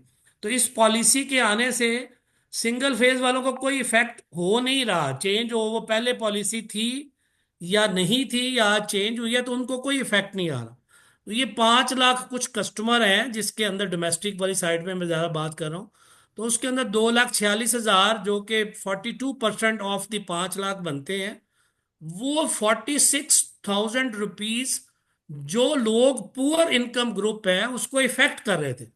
तो अगर वो शुरू में कोई इंसेंटिव अगर हमने वो जो भी पॉलिसी में दिया था, तो आज उसको करेक्ट करना अपार्ट फ्रॉम जो टेक्निकल इश्यूज हैं, वो मार्केट की रिक्वायरमेंट थी। तो हमें सबको पॉजिटिव ये देखना चाहिए कि गवर्नमेंट ने उसको पीछे वाली जो इन्वेस्टमेंट है जो ऑलरेडी हो चुकी है, 2,46,000 या 2,82,000 कस्टमर को, उनको इफेक्ट नहीं किया। उनको फेयर रिकवरी का जो मैकेनिज्म है वो फुली अलाउ किया है। यस, फ्यूचर वाली मार्केट को एक सिग्नल दिया है कि यहाँ पे विन विन सिचुएशन में ऑल्टरनेट ऑप्शंस के ऊपर अपने लोग अपने इन्वेस्टमेंट के डिसीजन उसको एडजस्ट करते। तो ये मेरा इरफान साहब, इसमें कोई मजीद, क्योंकि टाइम ऑलरेडी आई थिंक बाकी जहाँ तक मैं उसमें मजीद हाजिर हूँ जो भी क्वेश्चन है। तो ये पर्सपेक्टिव है कि जो 10 रुपीज की जो कॉस्ट है that includes a reasonable return, जो हम ग्रिड लेवल पे भी जो प्रोक्योर करते हैं तो इससे ज़्यादा नहीं है। बट उसका पे बैक में, क्योंकि वो सारी कंजम्पशन हमें ही सेल कर रहा होता है, तो इधर यहाँ पे नेट मीटरिंग में जो कंजम्पशन 30%, 40%, और उसको ये अपॉर्चुनिटी आज भी अवेलेबल है जो अपने डिफरेंट कम्बिनेशंस के साथ अपार्ट फ्रॉम दोज, तो वो अल्टरनेट ऑप्शन में वो अपना इन्वेस्टमेंट को करने से पहले अपना पे बैक को एडजस्ट कर सकते बहुत बहुत शुक्रिया लोधी साहब। आ, आपने बड़ा क्लियर कर दिया। आपके ख्याल में ये जो है 10 रुपए का यूनिट, ये पे बैक पीरियड अगर 3 साल का था पहले तो अब 5-6 साल का हो जाएगा, लेकिन आपके ख्याल में ये जस्टिफाइड है? और अगर इसमें कोई चेंज की या रिव्यू की जरूरत हुई तो आपसे जरूर हम इस सिलसिले में रब्ता करेंगे, या आप खुद भी देख रहे हैं मार्केट को और आप खुद रिकमेंड कर देंगे कि जी ये थोड़ा सा ज्यादती हो गई है। मोइन खुदा साहब ने कहा था कि इसमें जीएसटी शामिल नहीं है, अगर वो कर दें शामिल तो फिर ये 8 रुपए का यूनिट बन जाता है, तो ये 2 रुपए का फर्क तो है। तो इसको भी जरा देख लीजिएगा, क्योंकि एक एक 2-2 रुपए हैं। जो है वो भी अगर बहुत सारे मिलियंस ऑफ यूनिट्स करें तो बहुत बड़ा अमाउंट बन जाता है। तो इस पे भी आएंगे बाद में इंशाल्लाह। हम्म। अब मेरा ख्याल है शाहजहां मिर्जा साहब ज्वाइन नहीं कर पाए हैं अभी तक हमें, तो हम अब चलते हैं उन लोगों की तरफ जो सोलर सिस्टम को इस्तेमाल कर रहे हैं। तो हमारे पास मिस्टर हसनात हैं, जो ये इस सिलसिले में हमें बताएंगे कि ये जो नेट मीटरिंग के जो इश्यूज हुए हैं, जो टैरिफ कम हुआ है, उससे उनकी बिजनेस पे क्या असर पड़ा है, और अगर उन्होंने कुछ इंपोर्ट्स वगैरह कर ली थी तो बिजनेस पे क्या उसका असर है, और इसको किस तरीके से बेहतर किया जा सकता है। इस सिलसिले क्या वो नेट मीटरिंग की जो पॉलिसी है हुकूमत की हालिया, उससे राजी हैं, या उससे उसमें क्या बेहतरी देखना चाहेंगे? हसनात साहब। सर अस्सलाम वालेकुम। मेरे बहुत रिस्पेक्टेबल लोग सब बैठे हुए हैं, सबने बात की, इंक्लूडिंग डॉक्टर साहब, इंक्लूडिंग फैजान साहब। तो वी अंडरस्टैंड द इश्यूज, मतलब हमें जो ग्रिड के इश्यूज हैं उनके बारे में बिल्कुल अंडरस्टैंडिंग है। लेकिन जो पॉलिसी बनी वो उस इश्यूज को रिजॉल्व नहीं कर पा रही, ये हमें लगता है। जो पॉलिसी के अंदर दो इश्यूज हम रेस करते हैं, जो हमारी रिकमेंडेशन है, एक तो ये है कि इस पॉलिसी को आने के लिए एक कट ऑफ टाइम जरूर देना चाहिए। अभी फैजान साहब कह रहे थे कि दुनिया अपने आप को चेंज करती है, पॉलिसीज चेंज करती हैं। हमने अपनी इस पॉलिसी को चेंज करने के लिए बहुत एक तो टाइम लगाया, हमने बहुत डिले भी किया, हमने वेट किया कि हमारा ग्रिड खराब हो जाए, हमारे डिस्ट्रीब्यूशन नेटवर्क्स खराब हो जाएं तो फिर हम कुछ करें। और जब हम खराब हो गए, हम कुछ करने लगे हैं, तो एक एड्रप्ट हमने चेंज कर दिया, which is not 27-10, which is 50-10। ये समझने की जरूरत है और ये रिपीट करने की जरूरत है और लोगों को बताने की जरूरत है कि जब बार बार मिनिस्ट्री से ये कहा जाता है कि 27 से 10 को चेंज किया जा रहा है, नहीं, ऑफ पीक यूनिट्स को भी 10 पे लेके जाया जा रहा है, क्योंकि नेट बिलिंग हो रही है। तो ये 50 को 10 पे लेके जा रहा है, दैट इज द डिफरेंस, जो कि बहुत ही अब्रप्ट चेंज है। दूसरा, हम ये चाहेंगे कि जो भी चेंज करना है या होना भी चाहिए, उसको एक स्टेप वाइज होना चाहिए, फेसिस में होना चाहिए, कट ऑफ टाइम के साथ एंड फेसिस के साथ। ये दो तो डिमांड्स हैं कि what ever government is doing, एक तो उसको थोड़ा सा अपने आप को बेहतर कर ले, पॉलिसी ठीक है वन साइडेड ना लेकर आए, मतलब बोथ साइडेड होनी चाहिए, लेकिन जो भी पॉलिसी लेके आए whatever it is, by the end of the day it should be with a cut off date and in steps, in phases. जिसकी वजह से जो आप बात कर रहे थे कि मार्केट में बहुत ज्यादा चीजें जो हैं, मतलब बहुत ज्यादा जो मटेरियल है वो इंपोर्ट कर चुकी है, ऑर्डर्स दे चुकी है, ताकि वो सेटल हो सके, वो कुछ भी उसको कर सके, मतलब कि वो वापस करना है, कहाँ लगाना है, क्या नहीं करना, तो उसको एक टाइमलाइन देनी चाहिए मार्केट को भी सेटल डाउन होने के लिए। अगर 4 साल 5 साल इस चीज को नहीं दिया गया, तो अब एकदम से एब्रप्ट चेंज हो गया। जैसे कि अफाक साहब भी बता रहे हैं कि नीदरलैंड जो है उसने आज बताया है कि वो कट ऑफ टाइम दे रहा है 2027 को। तो हम 2027 के लिए नहीं मांग रहे, हम फिर भी मांग रहे हैं कि मार्केट को सेटल डाउन होने के लिए, कस्टमर को सेटल डाउन होने के लिए, उसको समझने के लिए कि उसके साथ हुआ क्या है। एक तो हम उसको बता ही गलत रहे हैं कि 27 to 10 हम चेंज कर रहे हैं, ये तो वैसे ही गलत बता रहे हैं। हमें बताना चाहिए कि हम 50 to 10 चेंज कर रहे हैं। तो 50 to 10 या 55 to 10 जो भी एक रेट है, यूनिट रेट चल रहा है, उससे हम 10 पे लेके आ रहे हैं, हम 27 से 10 पे नहीं लेके जा रहे हैं। एक तो ये चीज थी। बाकी तीन चीजें ये थी कि मैं थोड़ा सा टेक्निकल बात करना चाहूंगा। ये तो हमारी डिमांड्स हैं, मार्केट डिमांड्स हैं, कि ये दो तो मार्केट डिमांड्स मैंने आपको बता दी कि ये मार्केट डिमांड कर रही है, ठीक है। लेकिन जो टेक्निकल डिमांड्स हैं, टेक्निकल डिमांड्स ये हैं कि जैसे एक तो बार बार हम ये बात करते हैं, बाय बैक की बात करते हैं, आरओआई की बात करते हैं। बाय बैक, अगर कोई सोलर लगा रहा है तो वो बाय बैक के लिए नहीं लगा रहा। बाय बैक के लिए सोलर वो लगाता है जो कि इस सोलर का बिजनेस कर रहा है। जो रेजिडेंशियल पे काम कर रहा है वो बाय बैक के लिए नहीं लगा रहा, वो अपना बिल जीरो करने के लिए, बिल कम करने के लिए लगा रहा है, ठीक है। हाँ, वो बिल, उसका बायबैक क्यों इंक्रीज हुआ, वो उसकी वजह से इंक्रीज नहीं हुआ, वो मार्केट की वजह से इंक्रीज हुआ, वो गवर्नमेंट की वजह से इंक्रीज हुआ। अगर गवर्नमेंट ने अपना जो रेट है, यूनिट रेट, वो अगर 2 साल पहले 24 रुपए था और आज 50 रुपए पे ले गई है, तो उसकी वजह से उसका जो बायबैक पीरियड है वो बेहतर हुआ था। वो पहले 3 साल था, अब 1 साल हो गया था, ठीक है। तो एक ये चीज समझने की जरूरत है। दूसरा ये है कि जो बायबैक पीरियड हम बात करते हैं, जो घर पे सोलर लगाता है एक सफेद पोश बंदा, वो बायबैक पीरियड के लिए नहीं लगाता। और हम ये डिस्कस कर रहे हैं कि उसका बायबैक पीरियड हो गया, अब ठीक है, अब उसकी जो उसने इन्वेस्टमेंट की वो उसका खत्म होगी। तो क्या ये इन्वेस्टमेंट उसने सिर्फ बायबैक पीरियड के लिए की थी? अब उसके आगे क्या वो अपनी इन्वेस्टमेंट को यूज करेगा, क्या करेगा, किस तरह से करेगा? एक तो ये चीज है कि बायबैक पीरियड के लिए नहीं लगाता। हाँ, हम लोग लगाते हैं आईपीपीस। आईपीपीस जो होते हैं वो बायबैक पीरियड के लिए होते हैं, वो इन्वेस्टमेंट की जाती है, गवर्नमेंट वहां से उसको पैसे देती है, उसका 3 4 5 साल बायबैक पीरियड होता है, उसके बाद फिर उसका लेवलाइज्ड टैरिफ आ जाता है।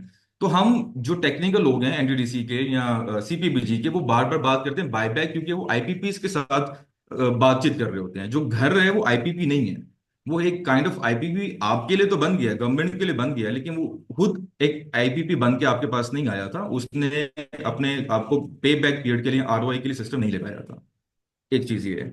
दूसरी चीज ये थी कि जैसे बताया गया है कि डिमांड जो है रात को बिल्कुल जीरो बढ़ जाती है, ठीक है, और सुबह के टाइम पूरी जीरो रहती है। तो उसका हल जो है वो ये था, हम अगर हमारी तरफ से हल आता है कि आप पीक आवर्स को इंक्रीज करते हैं। अगर आप पीक आवर्स को इंक्रीज कर देते हैं या आप रात के सुपर पीक आवर्स बना देते हैं, क्योंकि we have that limits in the all the meters, कि हम 3 या 4 भी हम ले सकते हैं, अपना वो हम पी आवर्स को दे सकते हैं। तो पीक आवर्स इंक्रीज किए जाएं ताकि वो रेट बढ़ जाएगा। तो हम ये कहते हैं कि नेट बिलिंग ना हो, नेट मीटरिंग की तरह ही चले। हाँ, अगर आपको इश्यूज आ रहे हैं रात के लोड के लिए कि रात को बिजली महंगी है, जैसे डॉक्टर साहब बता रहे हैं कि रात को 40 रुपए की बिजली हम यूज करते हैं, उस रात के टाइम की 40 की बिजली जो है वो हमसे जो है वो अगर 27 रुपये ले रहे हैं, तो वो उसको चेंज कर लिया जाए ना, तो वो रात की बिजली है। तो एक ये चीज है, तो इसका इफेक्ट सुबह की बिजली, जो सुबह के टाइम का ऑफ पीक का टाइम है, उसको इफेक्ट क्यों किया जा रहा है? जो आप खुद बताते हैं कि जो आपका लेवलाइज्ड टैरिफ है, वो आप उस सुबह के टाइम का जो है वो 10 पे ले रहे हैं, 9.2 पे ले रहे हैं, जो अभी नेपरा की वो आई हुई है, प्रोजेक्टेड एनर्जी परचेज प्राइस है। अच्छा, दूसरा एक और पॉइंट था कि जिस तरह आप बता रहे हैं, एक तो ये पीक आवर्स की बात है, ये हम एक रिकमेंड करते हैं कि पीक आवर्स को इंक्रीज कर दें, सुपर पीक आवर्स ले आएं। जो नाइट टाइम के ऑफ पीक आवर्स हैं उसको चेंज किया जाए, लेकिन एक टोटल नेट बिलिंग ना की जाए। नेट बिलिंग पूरे दिन की का मतलब आपका ये हुआ कि आप नेट बिलिंग मत करवाएं। 10 रुपए पे नेट बिलिंग कुछ भी नहीं है। इससे अफेक्ट क्या आएगा कि जितने भी लोग हैं वो 10 रुपए का फायदा उनको कोई जरूरत ही नहीं है लेने की गवर्नमेंट से, वो सब चले जाएंगे बैटरी के ऊपर। आज भी सब बैटरी के ऊपर डिस्कशंस कर रहे हैं कि बैटरी कितनी लगाई जाए और बैटरी का क्या होगा। अगर लोग बैटरी लगा देते हैं, जैसे फैजान साहब भी बता रहे हैं कि बैटरी की तरफ चले जाएं लोग, अगर बैटरी की तरफ चले जाते हैं फिर भी गवर्नमेंट तो वहीं की वहीं खड़ी है, गवर्नमेंट से तो फिर भी डिमांड नहीं बढ़ेगी। तो ये तो बिल्कुल अच्छा सोल्यूशन नहीं दे रही गवर्नमेंट कि आप बैटरी की तरफ चले जाएं। आपको तो बताना चाहिए कि नहीं, आप हमारे ही हमसे इलेक्ट्रिसिटी लें, आप उसको सेफ ना करें। या अब तो लोग जो बना रहे हैं वो सेफ कर लेंगे, आपके पास तो वही रात की बिजली आपसे लोगों ने लेनी है। तो डिमांड तो आपने इंक्रीज ना की, तो बैटरी से तो फिर बढ़ते बढ़ते जब रेट कम हो जाएंगे तो लोग बिल्कुल ही ऑफ ग्रिड चले जाएंगे। जब ऑफ ग्रिड चले जाएंगे तो फिर आप कैपेसिटी चार्जेस तो आपके फिर बढ़ जाएंगे। अगर आज आप 1.5 रुपया जो है कैपेसिटी चार्जेस से कम भी कर लेते हैं, जो कि 15.49 रुपीज चल रहा है कैपेसिटी चार्जेस आपका लेवलाइज, तो वो 1.5 रुपया कम भी कर लेते हैं इससे आप पूरा, तो वो क्या फायदा होगा जब आप फिर ऑफ ग्रिड चले जाएंगे। इसके बाद अब सिर्फ लास्ट ये चीज थी कि जो हम मिनिमम डिमांड की बात भी कर रहे थे कि 5,000 डिमांड है या 7,000 डिमांड है, तो उसको डिमांड को इंक्रीज करने के और भी बहुत से फैक्टर्स हैं, ये फैक्टर नहीं है। तो ये चीजें थी कुछ जो मैं डिस्कस करना चाह रहा था, जो बताना चाह रहा था कि हम पॉलिसी बिल्कुल लेकर आए। एक तो उस पॉलिसी को हम थोड़ा सा इफेक्टिवली बहुत साइड्स पे देख लें, ताकि दोनों के लिए हो, गवर्नमेंट के लिए भी हो और जो अवाम लगा रही है सोलर, जो लगा बैठी है उसके लिए भी हो। जो लगा बैठी है उसको बहुत नुकसान है। जो अभी लगा बैठी है उसका 7 साल का लाइसेंस नहीं था, लाइसेंस लेस्को ने 3 साल के दिए हुए हैं, कि इलेक्ट्रिक ने 3 साल के दिए हैं, में सिर्फ आइस्को जो है वो 7 साल के देती है। उनके भी 1-2 साल बाद तो लाइसेंस खत्म हो जाएंगे। आप कहते हैं पे बैक पीरियड खत्म हो उनको मिल जाएगा, लेकिन पे बैक पीरियड तो उनको मिल बहुत चुका है, ऑलरेडी बहुत मिल बहुत शुक्रिया हसनात साहब, बहुत बहुत शुक्रिया। सर। अच्छा, अब ये हसनात साहब ने जो एक सवाल उठाया है, मेरा ख्याल है कि लोधी साहब की तरफ ये जाता है सवाल। लोधी साहब ने कहा था कि 5 लाख लोग हैं जिनकी वजह से ये सारा इशू हो रहा है, और वो जरूरत से ज्यादा बिजली भी पैदा कर रहे हैं। अमीर लोग, जो गरीब हैं, सिंगल फेज पे हैं, उनको तो कोई फर्क नहीं पड़ेगा इससे, वो नेट मीटरिंग ही नहीं कर रहे। तो ये जो 5 लाख लोग हैं ये बैटरी भी लगा सकते हैं। ये तो इन्होंने तो डीजल सेट्स भी रखे हुए हैं, और वाकई आपकी बात सही है, बहुत ही मैं देखता हूँ कि जरूरत से ज्यादा जो है ना सोलर पैनल्स लगे हुए हैं। लेकिन ये जो हल है जो हमने किया है डिस्करेज करने का, इससे तो ये लोग डिस्करेज नहीं होंगे। और जो हमारा ये ख्याल था कि इसकी वजह से हमारी जो डिस्कोस हैं उनको बड़ा नुकसान हो रहा है और उनकी बिजली इस्तेमाल नहीं हो पा रही और कैपेसिटी चार्जेस बढ़ रहे हैं, तो ये 5 लाख लोगों का अगर आप रेट कम भी कर देते हैं तो ये ग्रिड से बिल्कुल ही निकल जाएंगे, और ज्यादा लॉस हो जाएगा। तो इस सिलसिले में लोधी साहब आप प्लीज फरमाइए कि क्या करना चाहिए। और दूसरा सवाल मैं करना चाहूंगा हमारे डॉक्टर फयाज चौधरी साहब से, कि ये ख्याल जो लोगों को है कि ये सोलर का नेट मीटरिंग का सिर्फ बहाना बनाया है कि इससे डिस्कोस को लॉस हो रहा है, डिस्कोस तो बहुत ज्यादा और लॉस दूसरी वजूहात से हो रहा है। तो क्या ये कोशिश नहीं है हुकूमत की कि डिस्कोस को बेचने से पहले जरा उनको एक बेहतर तरीके से उनको प्रमोट किया जाए कि इनका तो बेचारों का कोई कसूर नहीं है, ये सोलर की वजह से इनको लॉस हो रहा है। तो पहले आबिद लोधी साहब की तरफ चलते हैं, फिर डॉक्टर फयाज चौधरी साहब से ये हम ये इसका जवाब भी लेंगे और उनसे रिक्वेस्ट भी करेंगे कि वो कंक्लूडिंग रिमार्क्स दे दें। इसके बाद फिर हम चलेंगे क्वेश्चन आंसर्स की तरफ। ठीक हो ठीक गया है डॉक्टर फयाज चौधरी, इस सवाल का जवाब देने के बाद फिर क्वेश्चन आंसर्स होंगे, फिर डॉक्टर फयाज चौधरी जो है ना ओवरऑल एक कंक्लूडिंग रिमार्क्स जो है वो दे देंगे। क्वेश्चन आंसर्स का जो सेशन है वो जनाब अबू बकर इस्माइल साहब वो टेक ओवर करेंगे। वो इसको प्रिपेयर कर रहे थे और वो इंशाल्लाह आपके सामने जो लोगों के सवालात और फिर जो हमारे स्पीकर्स हैं उनसे जवाबात लेंगे। बहुत बहुत शुक्रिया। बैटरी वाले पे मैं आबिद कर लोधी दूं। से। ठीक है। थैंक यू अपना इरफान साहब और हसनात साहब के पॉइंट भी आई थिंक पर्सपेक्टिव जब समझ आता है तो उसका रिस्पॉन्स करना भी आसान हो जाता है। तो thank you for giving this perspective Asnad साहब की तरफ से, जो एक मार्केट का पर्सपेक्टिव है। बट उसके अंदर एक वो बात भी बिल्कुल बजा है कि लोग शायद बिजली के रेट की वजह से शायद लगा रही हैं, और दूसरी साइड पे उनकी बात थी कि वो शायद पे बैक उनका इतना कंसिडरेशन नहीं है, राइट। तो ये विन विन सिचुएशन के अंदर दूसरी साइड का जो आर्गुमेंट है वो मैं उस पर्सपेक्टिव डालता हूँ। वो ये कहते हैं कि हमने जो कैपेसिटी लगाई है वो उन्हीं कस्टमर के लिए लगाई है जिसके अंदर वो 5,85,000 जो एलिजिबल कस्टमर हैं इस वक्त, 5,83,000, जिसके अंदर से 2,86,000 कस्टमर ने ऑलरेडी, डोमेस्टिक वाले जो कि एलिजिबल कस्टमर हैं 42% बनते हैं, उन्होंने तो ऑलरेडी नेट मीटरिंग लगा लिया है। तो उसको तो हमने प्रोटेक्ट भी किया है। वो 3 साल और 7 साल वाले में मैं थोड़ी देर के बाद आता हूँ कि उसको कैसे एड्रेस कर सकते हैं हम लोग। दूसरी बात है कि जो 2.4 मिलियन कस्टमर हैं डोमेस्टिक के, जो कि सिंगल फेज के हैं, वो पहले भी मैंने कहा वो तो एलिजिबल ही नहीं है, right. And those are the low income group वाले लोग हैं, ये सब्सिडी भी उनको जाती है और बाकी एलिमेंट भी हैं। तो उनके लिए वो डिफरेंट सोल्यूशन उसके ऊपर लगा रहे हैं। मतलब ये नहीं है कि वो सोलर पे नहीं जा रहे, बट वो डिफरेंट सोल्यूशन के साथ जा रहे हैं, जिसका इस रेगुलेशन के आने ना जाने से कोई इफेक्ट नहीं आ रहा। तो ये एक एस्पेक्ट में डाल रहा हूं आपके नोटिस में। तो मैं ये कह रहा हूं कि जो रेट बढ़ने की वन ऑफ द वजह है कि जो लोग नेट मीटरिंग पे अपनी कंजम्पशन जितनी भी लेके जा रहे थे आज तक, तो वो ग्रिड के कस्टमर के ऊपर जो नॉन लो इनकम ग्रुप में है या टैरिफ के ऊपर, वो 1 रुपये 84 पैसे पर यूनिट के अगेंस्ट रेट बढ़ाने में वो कंट्रीब्यूट थे। जितने निकलते जाते थे, जो 70% ऑफ द सिस्टम की जो हमारी फिक्स कॉस्ट है उसकी रिकवरी तब होती है जब वो कंज्यूमर कंज्यूम करता है। और वो जो 74% कस्टमर के अगेंस्ट हमने कैपेसिटी लगाई है, वो इसी डिमांड को, इसको ग्रोथ को देख के लगाई है। तो लिहाजा एक हद तक उसका बेनिफिट कस्टमर को जाना चाहिए। जैसे पहले भी मैंने कहा है कि अब वो अगर इस विशियस सर्कल, जितने कस्टमर में अगर आप 42% के अलावा बाकी भी एलिजिबल कस्टमर को यही नेट मीटरिंग कंटिन्यू करते जाए, तो वो 1 रुपये 84 पैसे से टैरिफ बाकी कस्टमर का बढ़ाएंगे। तो उनके लिए ज्यादा ये लोग कहेंगे कि उधर भी कैपेसिटी पेमेंट देते रहे। तो आईपीपीस की कैपेसिटी पेमेंट तो हमें बहुत बुरी लग रही है, उसके ऊपर हमने पूरी नेगोशिएशन और सारी बातें की हैं। बट ये नेट मीटरिंग वाले कस्टमर की जो कैपेसिटी पेमेंट है उसको हम शायद दूसरी तरह जस्टिफाई कर रहे हैं। तो ये दोनों जगह पे दो स्टैंडर्ड अलग अलग नहीं हो सकते।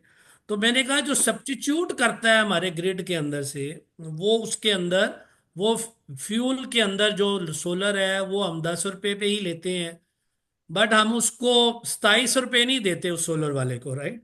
कि हम ये कह रहे हैं क्योंकि हम थर्मल वाले ने ज्यादा इन्वेस्टमेंट लगाई है तो उसके पैसे भी आपको दे दें।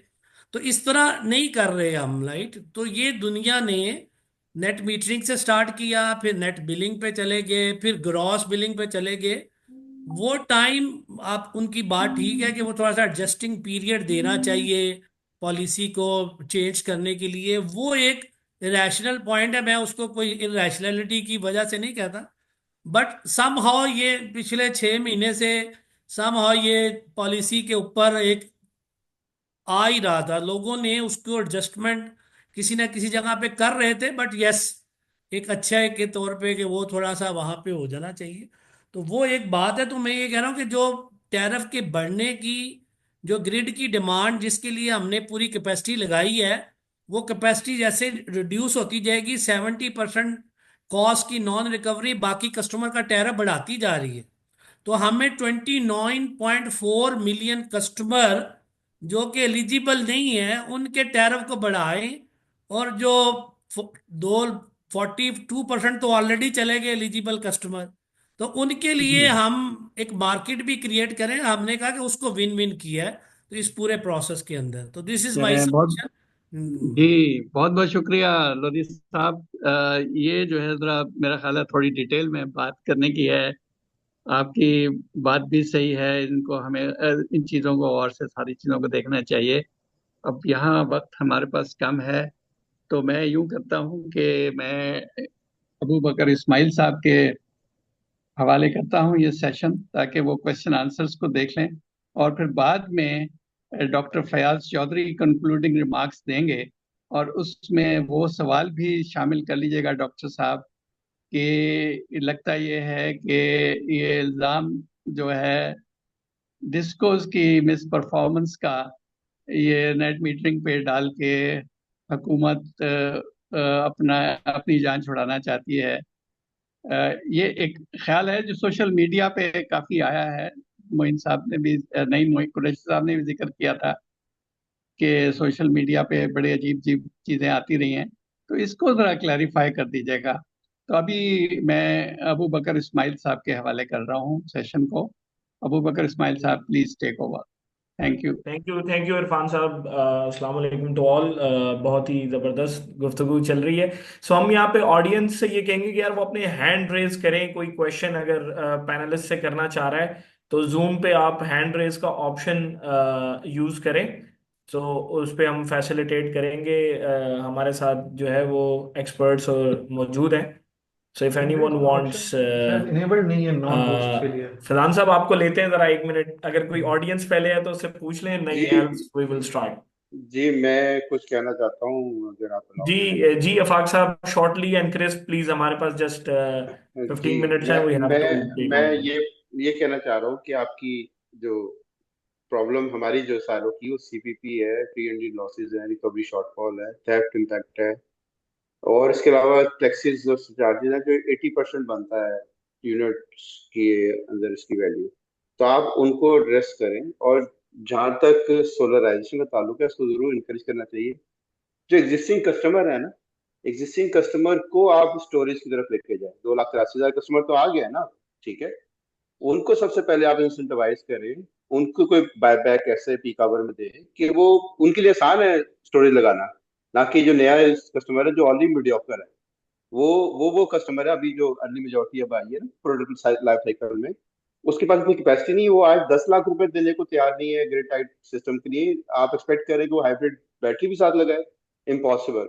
आपको जैसे मैं बता रहा हूँ कि पिछले कुछ दिनों में इस न्यूज के बाद 3 से 4 रुपए रेट सोलर पैनल गिर गया है, एंड वी आर फोर्सिंग कि इसके साथ और फर्दर चीजें गिरेगी। मैं देखें, आप जो एग्जिस्टिंग कस्टमर है उनको आप साथ साथ स्टोरेज की तरफ लेके आए by incentivising them, financing them, ठीक है। और जो न्यू कस्टमर उनको ऐसे ही लेके चले, ठीक है। ग्रेजुअल शिफ्ट हो, वहां से बैटरी ऐड हो रही हो एग्जिस्टिंग कस्टमर से, और ये न्यू कस्टमर 1-2 साल में जब पे बैक कर लेगा, इसको भी कहेगी जब स्टोरेज पे आए। आप सेल्फ कंजम्पशन का एक क्राइटेरिया बना लें, उधर से भी बैकएंड से जो पहले 2,83,000 कस्टमर है और जो न्यू कस्टमर है, कि after 2 years no new customer जो है वो दे मेक श्योर कि उनकी सेल्फ कंजप्शन 40%, 50%, 60% इस तरह बढ़ती जाए। तो it's a win win case, gradual switch over we are recommending being a representative of Pakistan solar association. हम ये नहीं चाहते कि अब्रप्ट कोई चीजें हो, और हमसे डिस्कस कर लेना चाहिए था। हम वी आर विद यू, हम चाहते हैं ठीक है कि अफाक पाकिस्तान। साहब, जी जी आपका पॉइंट वेल नोटेड है। बिल्कुल ग्रेजुअल पे पहले भी बात हुई है। तो निसार साहब के पास चलते हैं नेक्स्ट। जी निसार साहब, आप क्या कहना चाहते हैं? जी अस्सलाम वालेकुम जी, मेरी आवाज़ आ रही है? जी बिल्कुल आ रही है। जी देखें, चूंकि अभी ये क्वेश्चन आंसर सेशन है, तो मैं बजाय इसके कि मैं अपना कोई कमेंट दूं, मैं क्वेश्चन के ही फॉर्म में इसको सामने रखता हूं सबके। 2 क्वेश्चन हैं बेसिकली, तो बड़ी अच्छी बातें हुई हैं, अपने अपने पॉइंट ऑफ व्यू जो है वो पेश किए हैं, लेकिन इसमें दो जो जो बर्निंग आइटम्स हैं वो उस पर मैं 2 क्वेश्चन ही करूंगा। पहली चीज ये कि ये जो एक तासुर दिया जा रहा है कि ये जो सोलर लगा हुआ है ये सिर्फ अमीरों ने लगाया, खासतौर पे ये नेट मीटरिंग की जो बात हो रही है, ये अमीर लोग हैं जो कि बोझ बने हुए हैं गरीबों पे। क्या ये तासुर सही है, कीपिंग इन दिस माइंड कि अमीरों को तो बिल का कोई फर्क ही नहीं पड़ता। अमीर तो वो तो कहते हैं कि हमारी छतों पे सोलर लगा के हमारी छतें गंदी ना की जाएं, बल्कि हम नहीं लगाना चाहते। उनको क्या परवाह है कि कितना बिल आता है। ये लोग तो वो मुतवस्सित तबके के लोग हैं जो कि बिजली के बिलों से तंग आके उन्होंने, ये गवर्नमेंट ने ही इनको एनकरेज किया था। यही गवर्नमेंट थी जिसमें बहुत ज्यादा काम भी हुआ नेट मीटरिंग पे पिछले टेन्योर में, और उसके बाद इसको एनकरेज किया। इवन के जो स्टेट बैंक की पॉलिसी थी 6% मार्कअप वाली, उसके तहत भी बहुत से लोगों ने उधार लेके ये सिस्टम लगवाए हैं। तो क्या ये कहना, एक ब्लैंकेट स्टेटमेंट दे देना कि ये बहुत अमीर लोग हैं और ये दूसरों पे बोझ हैं, क्या ये ठीक है? This is one. सेकंड जो मेरा क्वेश्चन है वो ये है कि नेट बिलिंग जो अभी जो कॉन्सेप्ट दिया जा रहा है, ऑल दो के बहुत से लोग इसमें कंफ्यूज भी हैं, कोई ग्रॉस बिलिंग, कोई gross metering, net metering etcetera, लेकिन जो जो एक्चुअल सिचुएशन सामने है वो ये है कि इस वक्त आप नेट कर रहे हैं, जो कि हसनात साहब ने पहले फरमाया कि तकरीबन 50 रुपए का यूनिट जो कि है वो नेट हो जाता है, अब वो 10 पे जाएगा। It is not from 27 to 10, it is 50 to 10। तो ये एक बहुत बड़ा जंप है, और इसकी वजह से आई डू अंडरस्टैंड क्वेश्चन। अब मैं आगे मैं पोस्ट करता हूं।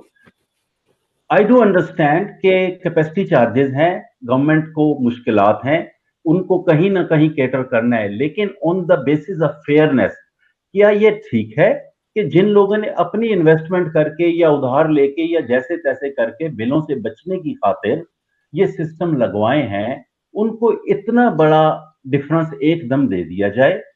और खास तौर पे ये सोचते हुए कि आप ये देखिए कि एक तरह से ये क्या मजबूर करना नहीं हुआ कि ये हमारे कैपेसिटी चार्जेस हैं, ये हमारा मसला है, लेकिन आपके ऊपर हम ये डाल रहे हैं, आपको ये इधर टेक इट और लीव इट। तो क्या ये जी तरीका, साहब, ये मैं फेयर से ठीक है? जस्ट ये दो मेरे question हैं। Okay okay I think Faizan, आप इनको अगर इन क्वेश्चंस को एड्रेस करें और नहीं, मैं तो क्विकली मैं वही कहूंगा कि आई 2 थिंक मिनट्स में लोधी से साहब करना ने, है, फिर हम लास्ट जी लेंगे। जी, आई जी थिंक मैं तो इसको बस शॉर्ट ही रखूंगा। आई थिंक लोधी साहब ने ये ऑलरेडी आंसर कर दिया हुआ है। उन्होंने यही कहा है कि अब एक दो ऑप्शंस थी ना, फाक साहब कह रहे हैं कि एग्जिस्टिंग वालों को कर दिया जाए, ठीक है। अब एग्जिस्टिंग वालों को, अब आप कह रहे हैं कि किसी ने स्टेट बैंक से कर्जा लिया हुआ है, किसी ने कहीं से कर्जा लिया हुआ है, तो वो फिर ऑब्वियसली उसका उस तरीके से, we don't know, this is all assumption कि वो पहले जाएगा या कौन पहले जाएगा, number one. Number two, Lodhi साहब ने ऑलरेडी आंसर कर दिया हुआ है कि आपने एक पहली प्राइस सिग्नल उसको दे दी है, ठीक है। अब इस वक्त you are at a stage जहां बैटरीज की प्राइसेस लेस जा रही हैं, हो रही हैं, और इवेंचुअली यू नो कि आपने किस तरह कितना सोलर लगाना है, पे बैक पीरियड, एवरीथिंग आपके सामने है, तो वो उस तरीके से बेहतर डिसाइड कर सकता है। इम्पैक्ट की जहां तक मैं बात करूंगा, तो आई डोंट थिंक, मुझे ये थोड़ा सा समझने में मुश्किल आ रही है कि फर्क क्या आ रहा है ज्यादा ना, क्योंकि 90% कंज्यूमर आपका सिंगल फेज है। इंडस्ट्रियल कंज्यूमर 1 मेगावाट से ऊपर 4 गीगावाट के आसपास पहुंच चुका हुआ है, जिसका नेट मीटरिंग पे कोई नहीं है। सिंगल फेज पे नेट मीटरिंग का कोई नहीं है। ऑफ ग्रिड जो ट्यूबवेल वाले हैं, उन्होंने 5 गीगावाट लगा लिया हुआ है, उनका नेट मीटरिंग से कोई ताल्लुक नहीं है। ये सिर्फ 3 फेज लेस देन 10% जो कंज्यूमर है, जो कि इवेंचुअली बैटरीज लगा सकता है। अच्छा, फिर एक और क्वेश्चन ये आता है कि ग्रिड स्केल क्यों नहीं बैटरी लगाई जाए, क्यों ना? अब ग्रिड स्केल वही बात है कि अब सोलर कंज्यूमर्स की एनर्जी को मैं सेव करने के लिए ग्रिड स्केल बैटरी लगाऊं, और उसकी प्राइस जो कि सोलर कंज्यूमर की वजह से है, मैं सब तमाम कंज्यूमर पे डाल दूं, तो ये भी ना ज्यादती है। तो क्यों ना फिर वो कंज्यूमर जो सोलर का है वो खुद अपनी बैटरी लगाए, भाई उसकी वजह से उसकी एनर्जी हमने सेव करनी है ना। तो ये सारी चीजें ऑलरेडी फयाज साहब को भी पता होगा। आईपीपीएस की जहां बात है, वो हमने 10 गीगावाट उधर से आईजी सब से निकलवा रहे हैं, और 8 गीगावाट हमने डिस्ट्रीब्यूटेड सोलर डाला है। वो क्यों डाला? इसीलिए डाला कि भाई लोग खुद अपने तहत आप लगाएं। तो ये कहना कि सोलराइजेशन को हम लिमिट कर रहे हैं या गवर्नमेंट लिमिट कर रही है, this is absolutely wrong, and इसमें लैक ऑफ अंडरस्टैंडिंग है। उसमें जी अंडरस्टैंडिंग फिलहाल मजीद बेहतर करने की जरूरत है। जी, तो इसमें बेसिकली ये कि जो पुराने कस्टमर्स हैं उनके लिए अभी अब्रप्ट चेंज नहीं आ रहा, जैसे कि डिस्कशन हुई है। तो हम लास्ट कमेंट जो है वो वकास मूसा साहब से लेते हैं, क्योंकि हमारा टाइम फिर हम फयाज साहब से, ताकि कंक्लूडिंग रिमार्क्स ले सकें। जी वकास साहब। अस्सलाम वालेकुम, thank you so much Abu Bakr. माशाल्लाह बड़ी अच्छी डिस्कशन चल रही है। और इसमें मैसेज तो खैर मेरे दो मैसेज हैं, लेकिन यानी जो पहला मैसेज है वो ये है कि देखिए, ये डिस्कशन अगर पॉलिसी अनाउंस करने से पहले की जाती ना तो बहुत बेहतर माहौल में होती। अब आपने जो है ना एक भीड़ों के छत्ते में हाथ डाल दिया है। बिल्कुल सही कह रहे हैं। काफी सारे लोग ऐसी बातें कर रहे हैं, मीडिया खासकर, उनको तो पता भी नहीं है कि क्या हो रहा है, किस तरह से हो रहा है। बहुत सारे मीडिया वाले सवाल पूछते हैं, मैं पूछता हूँ भाई तुम्हारे घर पे कौन सा फेज, कितने फेज का मीटर लगा हुआ है, वो जो पता चलता है सिंगल फेज का लगा हुआ है, तो भाई तुम क्यों शोर मचा रहे हो, तुम्हारे लिए तो एप्लीकेबल ही नहीं है। So that's so true. But I think in this particular case this is a very good example of their is a problem. उस प्रॉब्लम को सॉल्व करने के लिए सोल्यूशन निकालने की कोशिश कर रहे हैं। उस सोल्यूशन में काफी सारे फ्लॉज हैं, ये तो फैजान साहब को मानना पड़ेगा कि उस सोल्यूशन में बहुत सारे फ्लॉज हैं। क्योंकि आप जब भी हम कोई फ्लॉ रेज करते हैं तो फैजान साहब कहते हैं ये आप नेपरा की जो हियरिंग है ना उसके अंदर बता दीजिएगा, ये जो नेपरा की जो वो आएगी उसके अंदर बता दीजिएगा। तो अगर तो नेपरा की हियरिंग के अंदर ही हमने बताना था तो यार थोड़ा पहले हमें बता देते। आपने इतनी अच्छी एड बनाई है जिसमें आपने नेट मीटरिंग के कस्टमर्स की सही टिका के बेइज्जती की है कि उन्होंने तो मुल्क का जो है ना सत्यानाश कर दिया है। 2 हफ्ते पहले कम से कम मीडिया एजेंसी को बताया होगा कि ये ऐड बनानी है, तो यार उस 2 हफ्ते पहले हमें भी बुला लेते तो हम इसी तरह की एक प्यारी सी जूम मीटिंग कर लेते, सारे हंसते खेलते एक दूसरे के साथ बातचीत करते और कोई सोल्यूशन निकालते। ठीक है, एक ये चीज है। अच्छा, दूसरा जो जो ज्यादा इंपॉर्टेंट पॉइंट मैं रखना चाहता हूँ सामने, वो ये है कि देखिए हम अक्सर फयाज चौधरी साहब ने भी ये पॉइंट उठाया कि हम अक्सर जो है ना प्रोएक्टिव के बजाय रिएक्टिव होते हैं। तो थोड़ा सा मुझे एक फीलिंग आती है कि शायद इस केस में भी हम रिएक्टिव हो रहे हैं। जो ग्रिड के ऊपर स्टोरेज है ना, वो आई थिंक फैजान ने भी उसको बड़ा लाइटली डिसमिस कर दिया कि जो सोलर वाले हैं उनको जरूरत है तो सिर्फ वही लगाएं। ये आपकी गलती है, क्योंकि देखिए आप सिर्फ वो 3 फेज वाले देख रहे हैं, 283,000 कंज्यूमर जिसने लगाया हुआ है। अब आप ये नहीं देख रहे कि इंडस्ट्री पे भी इस वक्त बहुत मेजर किस्म की ग्रिड की इन्वेस्टमेंट आ रही है। ठीक है, जो जो कस्टमर ग्रिड में इन्वेस्ट करता है, जो जो कस्टमर बैटरी में इन्वेस्ट करता जा रहा है ना, वो बेसिकली बिहाइंड द मीटर जब बैटरी लगाता है ना, तो वो वाले इलेक्ट्रॉन्स वो पाकिस्तान के नेटवर्क के थ्रू नहीं जाते। अब जो नेटवर्क है डिस्को, देखिए disco is not a production company, it's a distribution company. Distribution company कैसे पैसे बनाती है? डिस्ट्रीब्यूशन कंपनी पैसे ऐसे बनाती है कि मैंने यहाँ से एक चीज खरीदी और वहां पे बेची, तो अगर मैं चीज खरीदूंगा ही नहीं तो मैं बेचूंगा कैसे? तो बेसिकली हमने एक एक जो पॉइंट ऑफ व्यू सोचना है कि वो ये सोचना है कि 5 साल बाद या 10 साल बाद हमारा ग्रिड कैसा लगेगा, उसमें कितनी बैटरी होगी। उस बैटरी को अगर हम ग्रिड पे लेके आते हैं, ठीक है आज शायद टेक्नोलॉजी इसके लिए रेडी नहीं है, लेकिन अब नजर आ रहा है कि बड़ी करीब आ गई है, बहुत सारे केसेस में जो है ना ये बनना शुरू हो गया है। तो हमारी जो नेट मीटरिंग पॉलिसी है ना वो उसकी तरफ जानी चाहिए, क्योंकि वरना पता क्या होगा, एक दिन ऐसा आएगा कि लेस्को का डीएचए लाहौर का जो ग्रिड जो फीडर है ना, वो रेजिडेंशियल में, क्योंकि देखें डीएचए लाहौर वाले तो सारे साहिब सरवत है ना, वो जो हमारे ऐड में सरवत साहब की जिनकी हमने बात की है, तो वो सारे तो साहिब सरवत हैं। तो वो सारे तो वकार साहब, बैटरियां वी हैव टू लगाएंगे ही कंक्लूड इन लगाएंगे। 1 मिनट, बस प्लीज ठीक है, वो कंक्लूड इन वो 1 सारे तो मिनट। बैटरियां लगाएंगे ही लगाएंगे। तो ऐसा ना हो कि डीएचए लाहौर जो है, सॉरी लेस्को लाहौर, लेस्को जो है उसके पास डीएचए लाहौर में प्लाजो के अलावा कोई और कस्टमर रह ही ना जाए। तो फिर जब डिस्ट्रीब्यूशन कंपनी के पास डिस्ट्रीब्यूट करने के लिए चीज नहीं होगी तो वो तो पीटीसीएल बन जाएगा ना। पीटीसीएल आज सिर्फ ऑफिस को सप्लाई करता है, घरों में तो किसी ने पीटीसीएल लगाया हुआ ही नहीं है। ऑफिस में भी बस बराए नाम लगा होता है, वरना तो नहीं होता। तो ऐसा ना हो कि लेस्को उस डायरेक्शन में चला जाए। And I think that's something which you should also look at, and there is a good reason. Sorry, एक फाइनल चीज है, जो भी करना है ना उसको क्विकली 6 महीने से क्विकली 1 साल की इंप्लीमेंटेशन लैग के साथ करना है। सर बेशक 10% ऑफ द मार्केट है या 15% ऑफ द मार्केट है, बहुत सारे लोगों ने इस वक्त ऑन ग्रिड इन्वर्टर्स का स्टॉक मंगवाया हुआ है। ये वाली जो पॉलिसी है उससे ऑन ग्रिड इन्वर्टर्स का बिजनेस डिस्ट्रॉय हो जाएगा। ठीक है, I mean we can make that call in the better interest of the country, but at least give them like a 6 months to 1 year notice कि अपना स्टॉक डिप्लीट करो, और इसके बाद अगला ना मंगवाओ। इसके बाद भी अगर मंगवाते हो तो वो तुम्हारा कसूर है। तो ये तो थैंक हर यू हर जगह होता है, पूरे दुनिया में थैंक हर यू हर वकार ममालिक में साहब। इसी तरह से होता है। Abu thank you so Bakar much. साहब, मैं सिर्फ डॉक्टर एक पॉइंट कहना चाहूंगा, एक पॉइंट कहना चाहूंगा। मेरे ख्याल में जो है वो ममलिकत को ये सोचना चाहिए कि ये नेट मीटरिंग अगर कहना है तो फिर नेट मीटरिंग करें, क्योंकि ये जो समरी है ईसीसी को गई है, ये नेट बिलिंग है। एक साहब ने कहा कि कंफ्यूजन है, ग्रॉस मीटरिंग है, नेट मीटरिंग है। ग्रॉस मीटरिंग तो है ही, लेकिन on the top of it now it's a net billing, because इसमें जीएसटी लग रहा है सेल के ऊपर। तो ये गवर्नमेंट को चाहिए कि इसको एड्रेस करें। खुदारा ये नेट बिलिंग का सिस्टम ना लाएं, ग्रॉस मीटरिंग ना लाएं।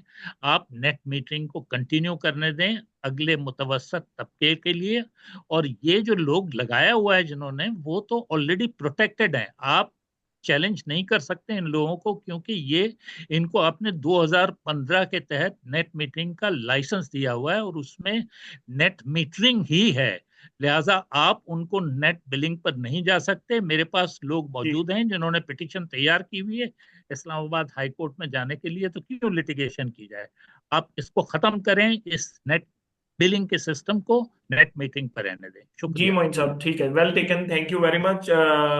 Dr. Fayaz Sahab, please conclude it. Would have only few minutes. Kindly hand over to you. Thank you.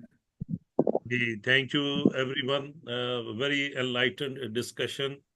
And yes, I agree with Waqas that we should be having these dialogues not only after the fact, लेकिन वो ये बहुत पहले, लेकिन inner circles में ये discussions बहुत देर से वैसे चल रही हैं।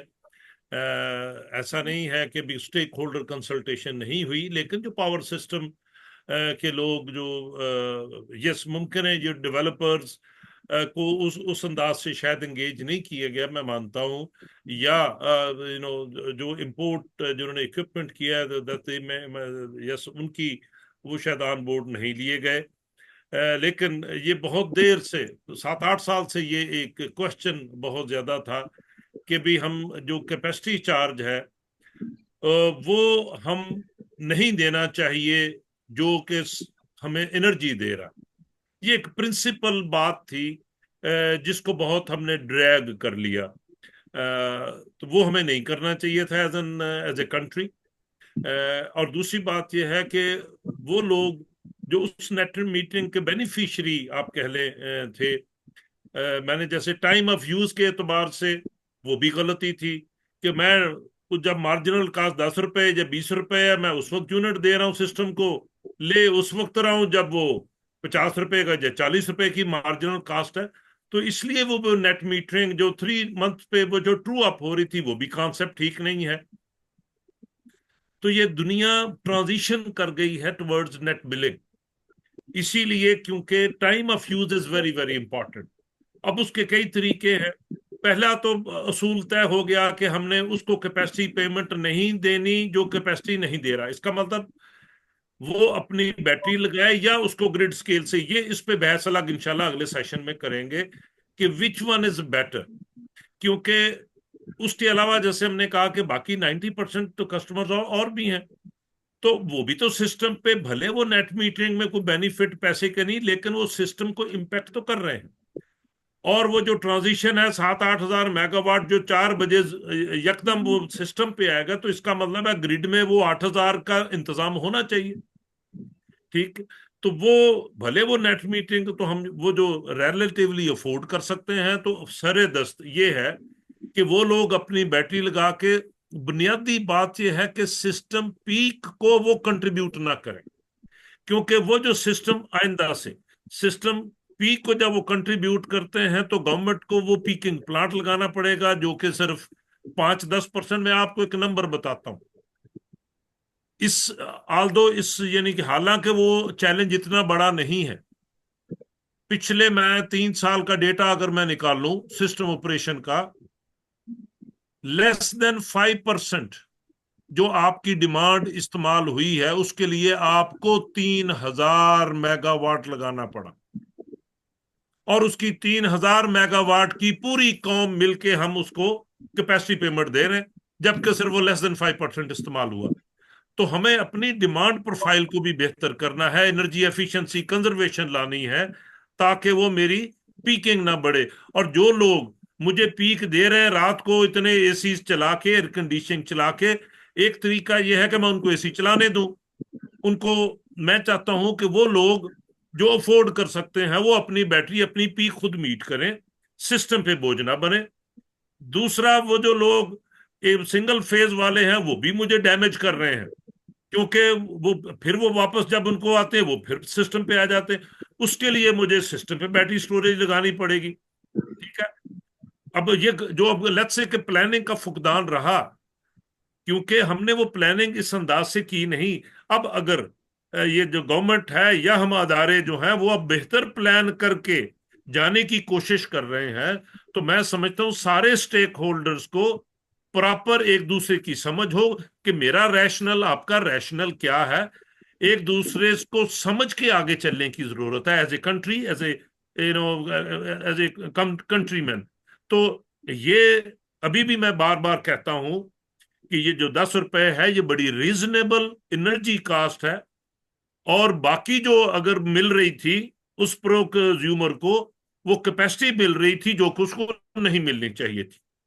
ठीक है जी, तो ये है मॉरल बाकी रही वो जो कैपेसिटी पेमेंट, हमने कई लोगों ने सवाल उठाया, अच्छा ये कैपेसिटी फिर ऐसे, वो जो स्टैंडर्ड अगर आपने लगा दी, आपके मुल्क की डिमांड उस अंदाज से नहीं बढ़ी, इंडस्ट्रियलाइजेशन नहीं हुई। जैसे मैंने कहा सिर्फ 5% के लिए, अब अंदाजा कर लें वो 3000 मेगावाट, उसकी यानी कि अगर 4 बिलियन का 1 मेगावाट आपके घर पहुंचता है तो 12 बिलियन डॉलर मैंने लगा दिए, उसकी डेट सर्विसिंग कर रहा हूं, और उसको मैं रिकवर करने के लिए मेरे पास 5% टाइम है। तो इन बातों को सिस्टम लेवल पे भी समझने की जरूरत है। आम कंज्यूमर क्योंकि उसको ये बात नहीं पता कि ओवरऑल चैलेंज वो क्या क्रिएट कर रहा है, जो मेरा मुतवसत तबका है वो भी मेरा क्या चैलेंज क्रिएट कर रहा है। तो ओवरऑल अवेयरनेस की जरूरत है, और हमें इंशाल्लाह इस तरह के अवेयरनेस सेशंस में फैजान या हमारे लोधी साहब या और हमारे जो एक्सपर्ट्स हैं, जो सप्लाई साइड पे और डिमांड साइड पे और ओवरऑल सिस्टम साइड पे, सब हम मिलके बैठे और लोगों को सही मैसेज, सही एजुकेट करें, ताकि जो सोशल मीडिया पे गलत बातें हैं वो ना हो। बहुत शुक्रिया जी। थैंक यू जी, थैंक यू वेरी मच सब लोगों का, और सारे हमारे रिस्पेक्टेड गेस्ट का, स्पीकर्स का और एक्सपर्ट्स का, कि उन्होंने अपनी इंसाइट्स से हमें शेयर किया और हाँ एक अच्छी हेल्दी डिस्कशन हुई। I will hand over to Naim साहब टू प्लीज कंक्लूड जी। फाइनली। सबसे पहले तो बहुत शुक्रिया डॉक्टर फयाज चौधरी साहब आपका, और आबिद लोधी साहब आपका, और मिस अरमीना जो मिनिस्ट्री से कंसल्टेंट हैं, वो फैजान, असनाद साहब, वकास मूसा साहब, आप सबसे गुजारिश है कि ये हमें जो भी सजेशन और रिकमेंडेशन आपके पास हैं वो हमारे व्हाट्सएप ग्रुप में सेपरेटली जो है ना वो हमें भेज दें। और जैसे डॉक्टर फयाज चौधरी साहब ने बात की कि अब हम इसका एक और सेशन होना चाहिए, और मैं समझता हूँ कि वो इस्लामाबाद में फेडरल मिनिस्टर और मिनिस्ट्री के साथ होना चाहिए, क्योंकि वो जो शिकायत आ रही है कि स्टेक होल्डर से मुशावरत नहीं हुई, या इसमें मजीद अभी चूंकि ये ईसीसी में गई है, फिर उसके बाद ये वफाकी काबीना में जाएगी और उसके बाद नेपरा में हेयरिंग होगी, तो मैं सजेस्ट करूंगा कि नेपरा की हेयरिंग प्रोविंशियल बेसिस पे भी होनी चाहिए, नॉट ओनली इन इस्लामाबाद, कि आप सिर्फ इस्लामाबाद में कर लें, यहाँ कराची के लोग और दूसरे लोग जो है ना वो उससे महरूम रहें, लाहौर के लोग महरूम रहें, और या पेशावर के लोग महरूम रहें। तो बात यह है कि इसमें हम जो है ना वो इसको हम चाहेंगे कि एक सेशन और हो, वो बेशक वर्चुअल सेशन ना हो, फिजिकल सेशन हो जाए, और उसमें हम पूरी सपोर्ट और अपना एक रोल जो है ना प्ले करने को तैयार है, क्योंकि ये हमारी सबकी जिम्मेदारी है कि हम जो है ना वो इसमें इस इंडस्ट्री के ग्रोथ के लिए, इसकी डेवलपमेंट के लिए काम करें, क्योंकि बड़ी मुश्किल से कुछ एक सोल्यूशन आम आदमी को मिला था, और वो आम आदमी को जब सोल्यूशन मिला है, वो बेशक अमीर आदमी उठाए या गरीब आदमी उठाए, तो वो उसको कंटिन्यू रहना चाहिए उस सहूलत को, और उसमें फैसिलिटेशन जो है ना वो अच्छी होनी चाहिए, ना कि इसको मतलब जो है ना वो खत्म करने की मुख्तलिफ तरकीबें इस्तेमाल हो। तो in the end of I again thankful to all participants and speakers, and see you inshallah very soon. Thank you very much. Okay जी, अल्लाह हाफिज। Thank you very much, Allah Allah Hafiz. Hafiz.